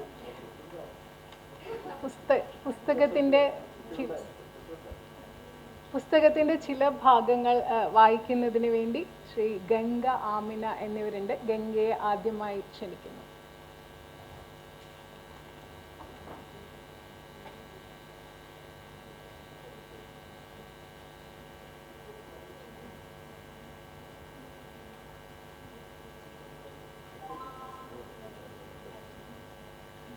മാന്യ സദസ്സിന് എൻ്റെ വിനീതമായ നമസ്കാരം. ബീന കണ്ട റഷ്യ എന്ന പുസ്തകത്തിലെ ലെനിൻ്റെ റഷ്യ എന്ന ഭാഗമാണ് ഞാൻ നിങ്ങൾക്ക് വേണ്ടി ഇവിടെ വായിക്കാൻ പോകുന്നത്. ക്യാമ്പിൻ്റെ ഒരു ദിനം USSR ദിനമായി കൊണ്ടാടുകയുണ്ടായി. രാവിലെ ക്യാമ്പുകളിൽ സോവിയറ്റ് യൂണിയൻ്റെ പതാകകൾ ഉയർത്തി പരിപാടികൾ ഉദ്ഘാടനം ചെയ്യപ്പെട്ടു. എല്ലാവരും റഷ്യൻ കുട്ടികൾക്ക് മംഗളാശംസിച്ചു. വൈക്കോൽ കൊണ്ട് നിർമ്മിച്ച സുന്ദരമായ ഒരു പ്രകൃതി ദൃശ്യം ഞങ്ങൾക്ക് സമ്മാനിക്കുകയുണ്ടായി. അന്ന് ഭക്ഷണമുറി കമീനമായി അലങ്കരിച്ചിരുന്നു. പ്രത്യേക ഭക്ഷണ വിഭവങ്ങളിൽ പലതും ഒരുക്കിയിരുന്നു. റഷ്യൻ ദിന സമ്മാനമായി എല്ലാവർക്കും ഓരോ പെട്ടി മിഠായി തന്നു. ദേശീയ ദിനത്തോടനുബന്ധിച്ച് my homeland is the USSR എന്ന വിഷയത്തെ ആസ്പദമാക്കി ഒരു പ്രദർശനമുണ്ടായിരുന്നു. റഷ്യക്കാരുടെ ജീവിത നിലവാരത്തെപ്പറ്റിയും റഷ്യയെപ്പറ്റിയും ഒരു ഏകദേശ ധാരണ കാഴ്ചക്കാരിൽ ഉളവാക്കുന്നതായിരുന്നു ആ പ്രദർശനം. ലോകത്തിലെ ഏറ്റവും വലിയ രാജ്യമാണ് സോവിയറ്റ് യൂണിയൻ. ജനസംഖ്യയിൽ 3-ാം സ്ഥാനത്താണ് സോവിയറ്റ് യൂണിയൻ ഉള്ളത്. റഷ്യൻ ഫെഡറേഷൻ, യുക്രൈൻ, ബെലോറഷ്യ തുടങ്ങി 15 റിപ്പബ്ലിക്കുകൾ ഉൾപ്പെടുന്നതാണ് union of Soviet socialist republic. മുതലാളിത്ത വ്യവസ്ഥിതിയുടെ കരാള ഹസ്തങ്ങൾക്കിടയിൽ നെരിഞ്ഞു മുറുകുകയായിരുന്നു റഷ്യ. ഈ വ്യവസ്ഥിതിക്കെതിരെ സധീരം പോരാടി റഷ്യയ്ക്ക് പുരോഗമനത്തിൻ്റെയും സോഷ്യലിസത്തിൻ്റെയും പാത വെട്ടിത്തുറന്ന് ഒരു പുതുജീവൻ സംഭാവന ചെയ്ത മഹാത്മാവായിരുന്നു ലെനിൻ. 1870 ഏപ്രിൽ 21-ാം തീയതി ഒരു അധ്യാപക കുടുംബത്തിൽ ലെനിൻ ഭൂജാതനായി. ഒരു വിപ്ലവകാരിയാകാൻ ലെനിനെ പ്രേരിപ്പിച്ച മുഖ്യ വസ്തുത സർ ചക്രവർത്തിയെ വധിക്കാൻ ഗൂഢാലോചന നടത്തി എന്ന കുറ്റം ചുമത്തി സ്വന്തം ജ്യേഷ്ഠനെ വധശിക്ഷയ്ക്ക് വിധിച്ചതായിരുന്നു. ഒരു വിപ്ലവകാരിയാക്കാനുള്ള കരുക്കൾ വിദ്യാഭ്യാസ കാലത്ത് തന്നെ ലെനിൻ നീക്കിയിരുന്നു. തൊഴിൽ വർഗത്തിൻ്റെ ഐക്യത്തിനു വേണ്ടി ലെനിൻ കിണഞ്ഞു പരിശ്രമിച്ചു. അവരുടെ ഇടയിൽ ഒരു നല്ല നാളേക്കായി പ്രതീക്ഷയുണർത്താനും അതിനുവേണ്ടി പ്രവർത്തിക്കുവാനും അങ്ങനെ റഷ്യൻ സോഷ്യലിസം സ്ഥാപിക്കാനും ലെനിന് കഴിഞ്ഞു. രാഷ്ട്രത്തിൻ്റെ പുരോഗതിയെ ലാക്കിയാക്കിയുള്ള പ്രവർത്തനങ്ങൾക്കാണ് വിപ്ലവശേഷം ലെനിൻ മുൻതൂക്കം കൊടുത്തത്. റഷ്യയുടെ പുരോഗതിയിൽ റഷ്യൻ ജനതയുടെ പങ്ക് വളരെ വലുതായിരുന്നു. അലസമായി സ്വാർത്ഥ താൽപ്പര്യങ്ങളിൽ മുഴുകി കഴിയുന്നതിലുപരി രാജ്യത്തിൻ്റെ വളർച്ചയിൽ വഹിക്കേണ്ട പങ്കിനെപ്പറ്റി റഷ്യക്കാർ ബോധവാന്മാരായിരുന്നു. കൂട്ടായ അമിതാധ്വാനം ചെയ്താണ് റഷ്യ പുരോഗമിച്ചത്. ആ അധ്വാനം ഇന്നവർക്ക് നല്ല ജീവിതം നൽകിയിരിക്കുന്നു. ഭാവിയെപ്പറ്റി റഷ്യൻ ജനതയ്ക്കോ യുവാക്കൾക്കോ കുട്ടികൾക്കോ ഇന്ന് അങ്കലാപ്പില്ല. എൻ്റെ റഷ്യൻ കൂട്ടുകാർ പരീക്ഷയ്ക്കായി പഠിക്കണം എന്നതിലുപരി പഠിക്കാനായി പഠിക്കുക എന്ന ചിന്താഗതിയോടാണ് പഠിക്കുന്നത്. പരീക്ഷയിൽ നല്ല മാർക്ക് വാങ്ങിയെങ്കിലല്ലേ ജോലി കിട്ടുകയുള്ളൂ, നേരെ ജീവിക്കാൻ പറ്റുകയുള്ളൂ. അപ്പോൾ പിന്നെ പരീക്ഷയിൽ നല്ല മാർക്ക് വാങ്ങാതെ എങ്ങനെ സുഖമായി ജീവിക്കും എന്ന എൻ്റെ ചോദ്യം റഷ്യൻ കൂട്ടുകാർക്ക് തമാശയായിട്ടാണ് തോന്നിയത്. അവരുടെ കഴിവിനനുസരിച്ചുള്ള ജോലി അവർക്ക് ലഭിക്കുമെന്ന് ഉറപ്പാണത്രേ. ഉദ്യോഗാർത്ഥികളെക്കാൾ തൊഴിലവസരങ്ങൾ കൂടുതലാണെന്ന് കേട്ടപ്പോൾ അത്ഭുതം തോന്നിപ്പോയി. ഒരു തൊഴിലിനായി മോഹിച്ച് നടക്കുന്ന എൻ്റെ നാട്ടിലെ ജനങ്ങൾ പാർപ്പിടത്തെ പറ്റിപ്പോലും ഉത്കണ്ഠ വേണ്ടത്രേ. ആധുനിക സൗകര്യങ്ങളോട് കൂടിയ വീടുകൾ തുച്ഛമായ വാടകയ്ക്ക് ഗവൺമെൻറ് കൊടുക്കപ്പെടും. കുടുംബാംഗങ്ങളുടെ എണ്ണമനുസരിച്ചാണ് വീടുകൾ കൊടുക്കുന്നത്. ഒലിയ അവളുടെ പുതിയ വീടിനെ പറ്റി ആഹ്ലാദത്തോടെ സംസാരിക്കുന്നത് കേട്ടു. എല്ലാവിധ സൗകര്യങ്ങളുമുള്ള ഒരു വീടാണ് പുതിയതായി കിട്ടിയതത്രേ. അടുത്ത ഫ്ലാറ്റുകളിൽ അവളുടെ പ്രായത്തിലുള്ള കുട്ടികൾ ഉള്ളതിനാൽ പാർക്കിൽ കളിക്കാൻ രസമാണ്. അവളുടെ അമ്മയ്ക്കും അച്ഛനും ജോലിയുണ്ട്. വീട്ടുജോലികൾ അച്ഛനും അമ്മയും കൂടി ചെയ്യാറാണ് പതിവ്. അമ്മയ്ക്കും അച്ഛനും ഗൃഹകാര്യങ്ങളിൽ തുല്യ പങ്കാളിത്തമുണ്ടത്രേ. ഒലിയയുടെ സഹോദരങ്ങളിലോ പഠിപ്പിന് ചെലവിനെ പറ്റിയോ അച്ഛനമ്മമാർക്ക് വ്യാകുല വേണ്ടത്രേ. അതൊക്കെ സ്റ്റേറ്റിൻ്റെ വകയാണ്. അവരുടെ ആരോഗ്യ പ്രശ്നങ്ങൾക്കോ വിദ്യാഭ്യാസത്തിന് അച്ഛനമ്മമാർക്ക് ഒരു ചെലവും വഹിക്കേണ്ടി വന്നിരുന്നില്ല. ഒലിയ തൻ്റെ പ്രായക്കാരിയാണ്. അവളുടെ ചേച്ചി ഡോക്ടറാണ്. അടുത്ത കാലത്താണ് വിവാഹിതയായത്. ഒപ്പം പഠിച്ചിരുന്ന ഒരു മെഡിക്കൽ വിദ്യാർത്ഥിയാണ് വിവാഹം കഴിച്ചത്. നിനക്ക് നല്ല രസമായിരുന്നു കാണുമല്ലോ എന്നൊക്കെയായിരുന്നു ചടങ്ങുകൾ. ഞാൻ ചോദിച്ചു. ചേച്ചി തൂവെള്ള വസ്ത്രവും ചേട്ടൻ കടും നീല സ്യൂട്ടും. ഇരുവരും പാലസ് ഓഫ് മാരേജ് എന്ന സ്ഥാപനത്തിൽ പോയി പേര് രജിസ്റ്റർ ചെയ്തു. പ്രത്യേക ബുക്കിൽ ഒപ്പിട്ടു. ബൊക്കയും മോതിരവും കൈമാറി. ഒലിയെ വിവരിച്ചു. ഇതെന്തൊരു കല്യാണമാണ്. എൻ്റെ നാട്ടിൽ എന്ത് രസമാണെന്നോ കല്യാണം കാണാൻ. വ്യത്യസ്ത രീതികളിൽ നടക്കുന്ന ഇന്ത്യൻ വിവാഹങ്ങളെപ്പറ്റി ഞാൻ അവളോട് പറഞ്ഞു. ചെണ്ടമേളവും നാദസ്വരവും കുരവകളും പുഷ്പാലങ്കാരവും എല്ലാം അണിയിച്ച് വധുവിനെ സ്വർണ്ണമാലയും താലിയും മോതിരവും അണിയിച്ച് കൊണ്ടുവരുന്നു. പരസ്പരം പൂമാലയിട്ട് വിവാഹം കഴിക്കുന്ന ഹിന്ദു രീതിയിലുള്ള വിവാഹത്തിനെ പറ്റി കേട്ടപ്പോൾ ഒലിയയ്ക്ക് അതൊരു വിവാഹം കാണണമെന്ന ആഗ്രഹം ഉണ്ടാകാതിരുന്നില്ല. എന്നാൽ നതാഷ ഇത്തരം ഏർപ്പാടൊക്കെ അനാവശ്യമാണെന്ന പക്ഷത്തായിരുന്നു. റഷ്യയിൽ പ്രേമവിവാഹങ്ങളാണ് സാധാരണ നടക്കാറുള്ളത്. സ്ത്രീക്കും പുരുഷനും തുല്യ സ്ഥാനമുള്ളതിനാൽ മിക്ക തുറകളിലും സ്ത്രീകൾ വ്യക്തിമുദ്ര പതിപ്പിച്ചിരുന്നു. മാന്യമായ സ്ഥാനം സ്ത്രീകൾക്ക് റഷ്യയിലുണ്ട്. തലമുടി വൃത്തിയാക്കുന്ന മാമ ഞങ്ങളോട് കാട്ടിയിരുന്ന സ്നേഹം എഴുതാൻ വയ്യ. കൂട്ടത്തിൽ വികൃതിയായിരുന്ന എന്നോട് അവർക്ക് പ്രത്യേക വാത്സല്യമുണ്ടായിരുന്നു. ഒരിക്കൽ ഞാൻ മാമയോട് അടിയുണ്ടാക്കി അവരുടെ സാമഗ്രികളെടുത്ത് ബലം പ്രയോഗിച്ച് മാമയുടെ തലയിൽ ചീകാൻ തുടങ്ങി. മാമ പൊട്ടി ചിരിച്ചുകൊണ്ട് തലമുടി എടുത്ത് കയ്യിൽ തന്നു. ഷെടാ, പിടിച്ച് പാട് നോക്കണേ. ഞാൻ അത്ഭുതപ്പെട്ടു. കയ്യിൽ വിഗും മൊട്ടത്തലയുമായി മാമ എന്നെ കെട്ടിപ്പിടിച്ച് ചിരിക്കാൻ തുടങ്ങി. മാമ ഇടയ്ക്കിടെ ഞങ്ങൾക്ക് വേണ്ടി ഡാൻസും കളിക്കും, പാട്ട് പാടും. അവർ പഠിപ്പിച്ചു തന്ന റഷ്യൻ പാട്ടുകൾ വളരെ രസമുള്ളതായിരുന്നു. ഇന്ത്യക്കാരായ ഞങ്ങളോട് വളരെ സ്നേഹത്തോടെയായിരുന്നു അവർ പെരുമാറുന്നത്. കൊച്ചുകുട്ടികളോട് റഷ്യക്കാർ വളരെ വാത്സല്യത്തോടും സ്നേഹത്തോടും കൂടിയാണ് പെരുമാറിയിരുന്നത്. തെറ്റുകൾ ചെയ്യുമ്പോൾ ശാസിക്കുന്നതിലുപരി ആ തെറ്റിൻ്റെ ഭവിഷ്യത്തിനെ പറ്റി അവരെ ബോധവാന്മാരാക്കുകയായിരുന്നു ചെയ്തിരുന്നത്. റഷ്യൻ ദിനത്തോടനുബന്ധിച്ച പരിപാടികൾ രസകരമായിരുന്നു. റഷ്യൻ നൃത്തങ്ങളും ഗാനങ്ങളും വളരെ തന്മയത്വത്തോടുകൂടി അവതരിപ്പിച്ചിരുന്നു. ക്യാമ്പിൻ്റെ ഒരു ദിനം ലേബർ ദിനമായി കൊണ്ടാടി. അന്ന് ക്യാമ്പംഗങ്ങൾ യുക്രൈനിലുള്ള ഒരു കൂട്ട കൃഷികളിലേക്ക് പോയി. അന്ന് വളരെ മനോഹരമായ ഒരു ദിനമായിരുന്നു. എല്ലാവർക്കും നന്ദി. നന്ദി ഗംഗ. അടുത്തതായി ആമിനെ ക്ഷണിക്കുന്നു.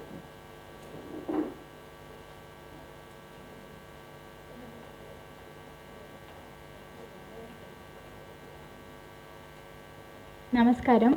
ബീന കണ്ട റഷ്യ എന്ന പുസ്തകത്തിലെ 11 പതാകകൾ എന്ന അധ്യായത്തിലെ ചില ഭാഗമാണ് ഞാനിവിടെ വായിക്കാൻ പോകുന്നത്. കൃത്യനിഷ്ഠയോടുകൂടിയ ദിനചര്യയാണ് ആർത്തേക്കിലേത്. ശാരീരികവും മാനസികവുമായ വളർച്ച കുട്ടികളിൽ ഉണ്ടാക്കാൻ വേണ്ട എല്ലാ കാര്യങ്ങളും ഇതിലടങ്ങിയിരിക്കുന്നു.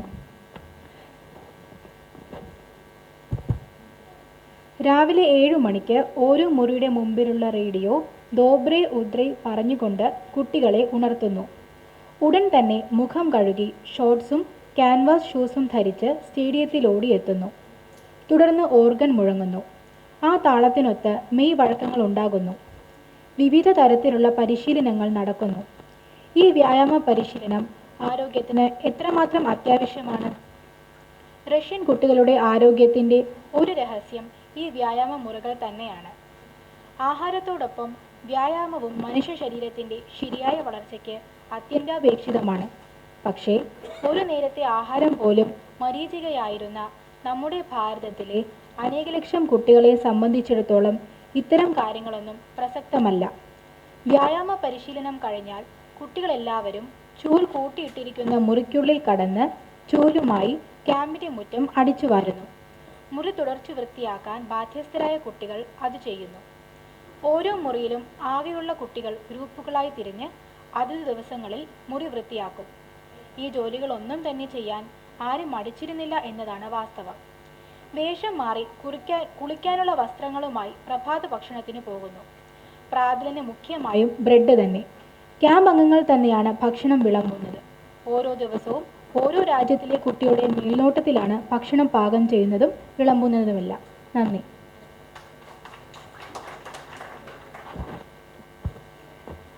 നന്ദി ആമിന. ഇന്ന് ഉറപ്പുണ്ട് ബീന മാമിനെ സംബന്ധിച്ചിടത്തോളം ഇത് ജീവിതത്തിലെ ഏറ്റവും മനോഹരമായ മറക്കാനാവാത്തൊരു ദിവസമാണ്. ഡോക്ടർ PK രാജശേഖരൻ സർ പറഞ്ഞതുപോലെ ഇത്രയും വലിയൊരു യാത്ര, ഇത്രയും തുടർന്ന് എഴുതാൻ പറ്റിയ ആ എഴുത്തിൻ്റെ നൈരന്തര്യം, അതിനെയൊക്കെ ആ മനോഹരമായ അനുഭവത്തെ, യാത്രയെക്കുറിച്ച് ഇവിടെ സ്നേഹത്തോടുകൂടി, വളരെയധികം സ്നേഹത്തോടുകൂടി, അത് എല്ലാവർക്കും കിട്ടുന്ന ഒരു ഭാഗ്യമല്ല, ധാരാളം സുഹൃത്തുക്കൾ ഇവിടെ സംസാരിച്ചു. ഒരു വ്യക്തി എന്ന നിലയിലും മനുഷ്യൻ എന്ന നിലയിലും സ്ത്രീ എന്ന നിലയിലും അക്ഷരങ്ങളുടെ ഒപ്പം യാത്ര ചെയ്യുന്ന ഒരാളെന്നൊക്കെ നിലയിലും മനസ്സിനെ വളരെയധികം നിറയ്ക്കാൻ കഴിയുന്ന, ഹൃദയത്തെ നിറയ്ക്കാൻ കഴിയുന്ന മനോഹാരിതയുള്ള നിമിഷങ്ങളാണ് ഇവിടെ നമ്മളെ ആ നിമിഷങ്ങളെ കൂടുതൽ, മാമിന് പ്രത്യേകിച്ചും അത് കൂടുതൽ അർത്ഥപൂർണ്ണമാകുന്നത് ഇതിനോടുള്ള മാമിൻ്റെ പ്രതികരണം കൂടി അറിയുമ്പോഴാണ്. ബീന മാമിനെ സ്നേഹപൂർവ്വം സംസാരിക്കാനായി ക്ഷണിക്കുന്നു.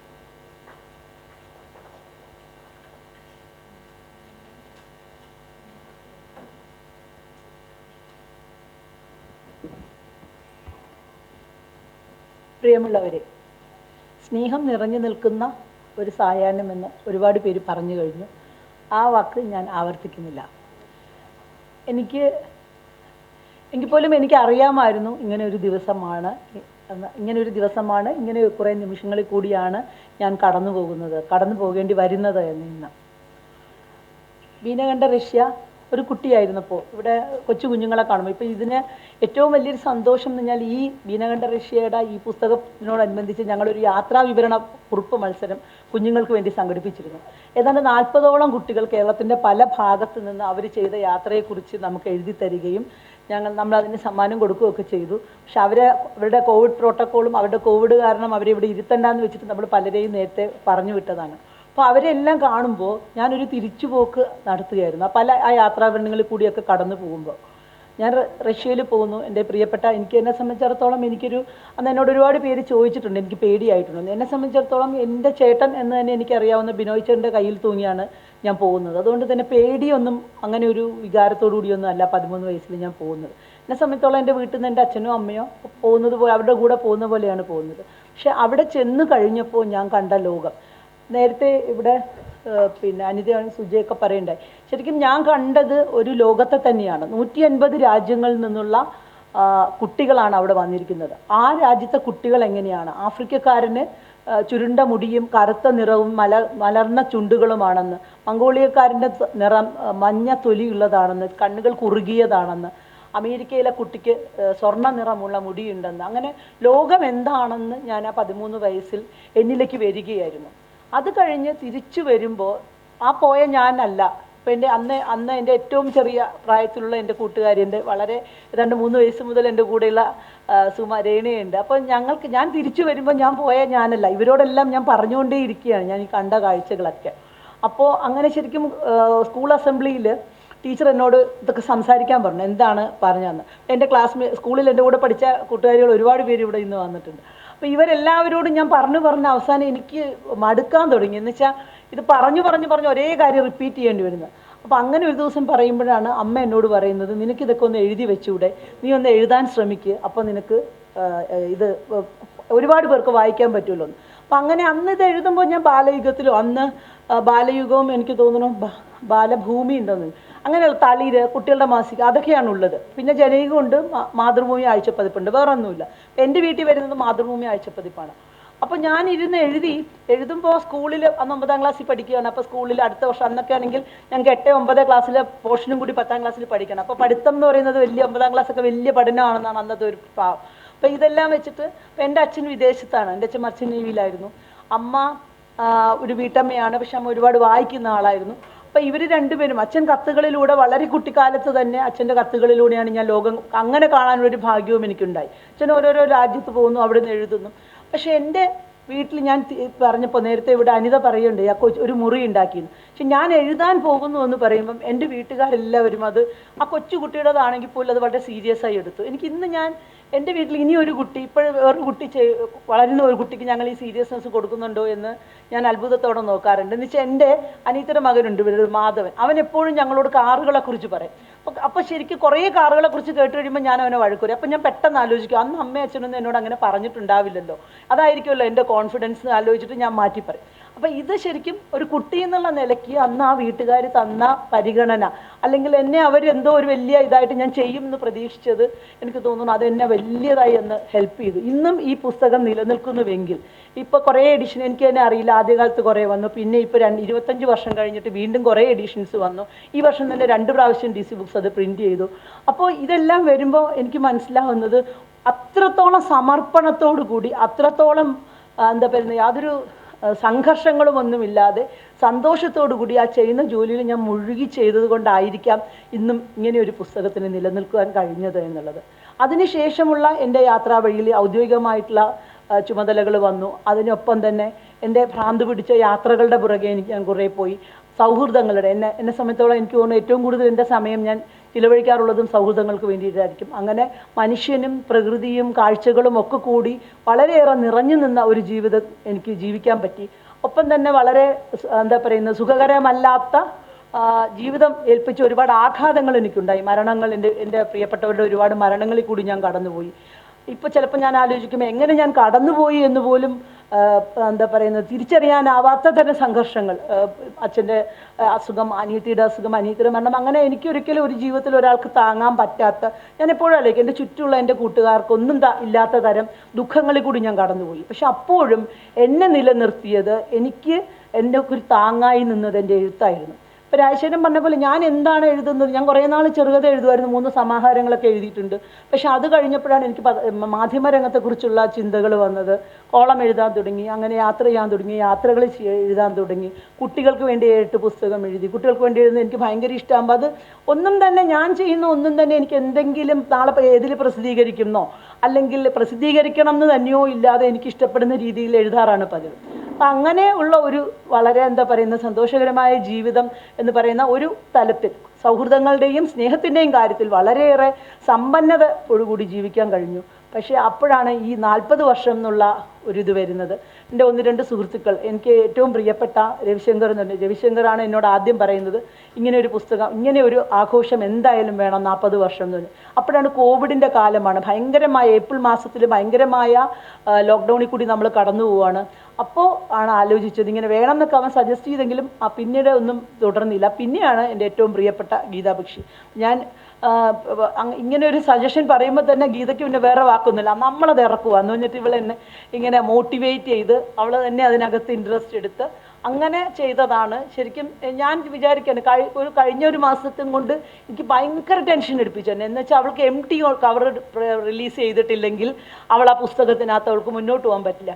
എനിക്കാണെങ്കിൽ അങ്ങനെ emptyയോട് ചോദിക്കുക അങ്ങനെയുള്ളതൊന്നും എനിക്ക് ചെയ്യാനേ പറ്റില്ല. എനിക്ക് ഭയങ്കര ചമ്മൽ, ഉറക്കമില്ല. എനിക്ക് ഇവളെ ഇങ്ങനെ ഞാനൊന്ന് സമാധാനിപ്പിക്കുന്നു. എന്നിട്ട് അവൾ അത് തീരുമാനിപ്പിച്ച് എന്നെ വലിച്ചു പിടിച്ച് emptyയുടെ അടുത്ത് കൊണ്ടുപോയി. ഭാഗ്യത്തിന് എനിക്കാണ് empty ദേഷ്യപ്പെടുമോ, emptyയുടെ മുഖഭാവം മാറുമോ, emptyയെ ശല്യപ്പെടുത്തുവാണോ എന്നൊക്കെ. പക്ഷേ വളരെ മനോഹരമായി ഏതായാലും ആ ഒരു നിമിഷം കടന്ന് ഇവിടെ വരാൻ പറ്റി. ഇതിനകത്തുള്ള എനിക്കറിയാം പലരെയും ഇവിടെ ഒരുപാട് ബുദ്ധിമുട്ടിച്ചിട്ടുണ്ട്, എഴുതൂ എന്ന് പറഞ്ഞിട്ട് ഒരുപാട് പ്രാവശ്യം വിളിച്ച് നിർബന്ധിപ്പിച്ച് എഴുതിയിട്ടുണ്ട്. ഇതിൻ്റെ ലേഔട്ട് ഞങ്ങൾ രണ്ടുപേരും കൂടി ഇരുന്ന് ഉള്ള ഒരു ലേഔട്ടിൻ്റെ ഒരു സംഘർഷത്തിൽ കൂടി കടന്നു പോയിട്ടുണ്ട്. കവറിൻ്റെ കാര്യത്തിൽ ഒരു കവറും ആർക്കും പിടിക്കില്ല. അവസാനം നമ്മൾ തന്നെ കവർ ഡിസൈൻ ചെയ്യാൻ തുടങ്ങി. അങ്ങനെ ഒരു ഭയങ്കര രസകരമായ അനുഭവത്തിൽ കൂടിയാണ് പോയത്. പക്ഷേ ഞാൻ സത്യം പറഞ്ഞാൽ ഈ പുസ്തകത്തിൻ്റെ ഒരു 3 മാസമായി നമ്മൾ ഇതിൻ്റെ വർക്കിലായിരുന്നു. ഈ 3 മാസം മുമ്പുള്ള ഞാനല്ല ഇന്ന് ഞാൻ ഇവിടെ നിൽക്കുമ്പോൾ. എന്ന് വെച്ചാൽ അതിനകത്തുനിന്ന് ഞാൻ തിരിച്ചറിഞ്ഞ എൻ്റെ ജീവിതം, ഈ പുസ്തകം എനിക്ക് തന്നത് എൻ്റെ ജീവിതമാണ്. എന്ന് വെച്ചാൽ ഈ കാലഘട്ടത്തിൽ ഈ 40 വർഷം ബീനകണ്ഠ റഷ്യയ്ക്ക് ശേഷമുള്ള കാലത്ത് എത്രമാത്രം ഏതൊക്കെ തരത്തിലാണ് ചിലരെല്ലാം അവരുടെ ജീവിതത്തിൽ ഏതെല്ലാം തരത്തിലാണ്. അപ്പം ഗീത തന്നെ എഴുതിയിട്ടുണ്ട്, ഗീതയ്ക്ക് ഗീതയുടെ ജീവിതത്തെ മാറ്റിമറിച്ച പുസ്തകമായിട്ട്. അതായത് എനിക്കും ഇങ്ങനെ ഒരു ജീവിതം ജീവിക്കാം എന്നുള്ളൊരു കോൺഫിഡൻസ് തന്നതായിട്ട്. വേറൊരു കുട്ടി എഴുതിയിട്ടുണ്ട്, എനിക്കും എഴുതാം. എഴുത്തുകാരി എന്ന് പറഞ്ഞാൽ മാധവിക്കുട്ടിയോ സുഗതകുമാരിയെ പോലെ പ്രായമായവരല്ല, ഒരു കൊച്ചുകുട്ടിക്കും എഴുത്തുകാരിയാകാം എന്നൊരു കോൺഫിഡൻസ് തന്നു. വേറൊരാൾ യാത്ര ചെയ്യാൻ എന്നെ പ്രേരിപ്പിച്ച സഞ്ചാരിയാക്കി എന്ന് പറഞ്ഞ അതിനകത്ത് ലേഖനമുണ്ട്. അപ്പം ഇങ്ങനെയെല്ലാം വായിക്കുമ്പോഴും ഇതിനപ്പുറത്തേക്ക് പിന്നെ എനിക്കതിൽ ഏറ്റവും സന്തോഷം തോന്നിയത് നമ്മളുടെ ജീവിതത്തിൽ ചില ഏറ്റവും സന്തോഷമുള്ള മുഹൂർത്തം എൻ്റെ മകനോട് ഞാൻ അവനൊരിക്കലും അത് എഴുതുന്നൊന്നും വിചാരിച്ചല്ല. അവൻ മടിയനാണ്, ഒരിക്കലും എഴുതും. അപ്പോഴേക്കും പെട്ടെന്ന് ഒരു ദിവസം ഞാൻ പറഞ്ഞു ഞങ്ങളിത് ക്ലോസ് ചെയ്യാൻ പോകണം, നീ വേണം എഴുതുകയെന്ന്. അപ്പോൾ ഉണ്ട് പിറ്റേന്ന് ഒരു 12:30 ആയപ്പോഴേക്കും അമ്മ ഞാൻ രാവിലെ എന്നോട് ഒന്ന് ബുക്ക് വായിക്കാൻ പോകുന്നു. ഉച്ചയായപ്പോഴേക്കും ഞാൻ നോക്കുമ്പോൾ എൻ്റെ വാട്സാപ്പിൽ ഇവൻ ഒരെണ്ണം എഴുതി അയച്ചിരിക്കുന്നു. വളരെ മനോഹരമായിട്ട് എനിക്ക് തോന്നുന്നു അതിനകത്തുള്ള ഏറ്റവും നല്ല കുറിപ്പാണ്. അപ്പം ഒരമ്മ എന്നുള്ള നിലയ്ക്ക് ഞാൻ എന്താ പറയുക, എന്നെ അവൻ മനസ്സിലാക്കി എന്നുള്ള ഒരു വലിയ സന്തോഷം എനിക്കുണ്ടാണ്. ഞാൻ ആരാണ് എന്ന് അവൻ മനസ്സിലാക്കി എന്നുള്ളത് എനിക്കൊരുപാട്, ഞാൻ ശരിക്കും പറഞ്ഞാൽ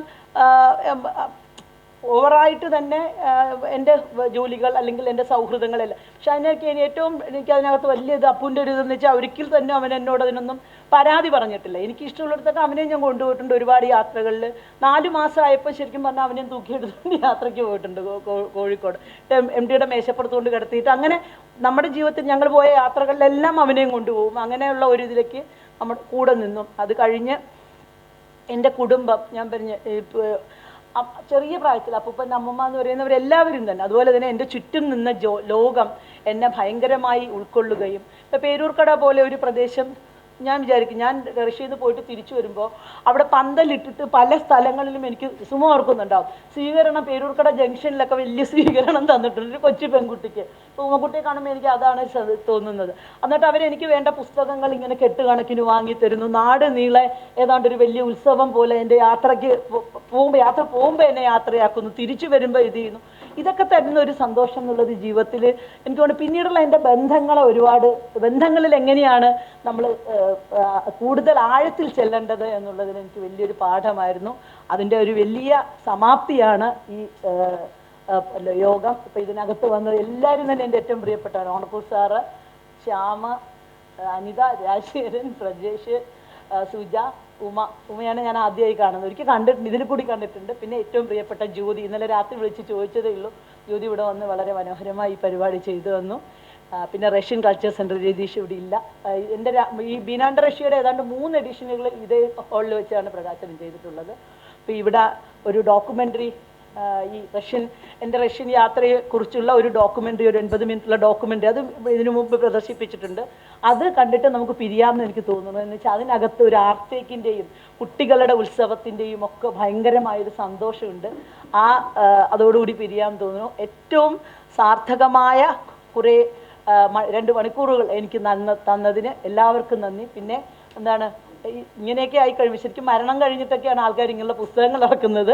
പക്ഷേ ജീവിച്ചിരിക്കുമ്പോൾ തന്നെ ഈ ഭാഗ്യം തന്ന എല്ലാവരോടും നന്ദി പറയുന്നു.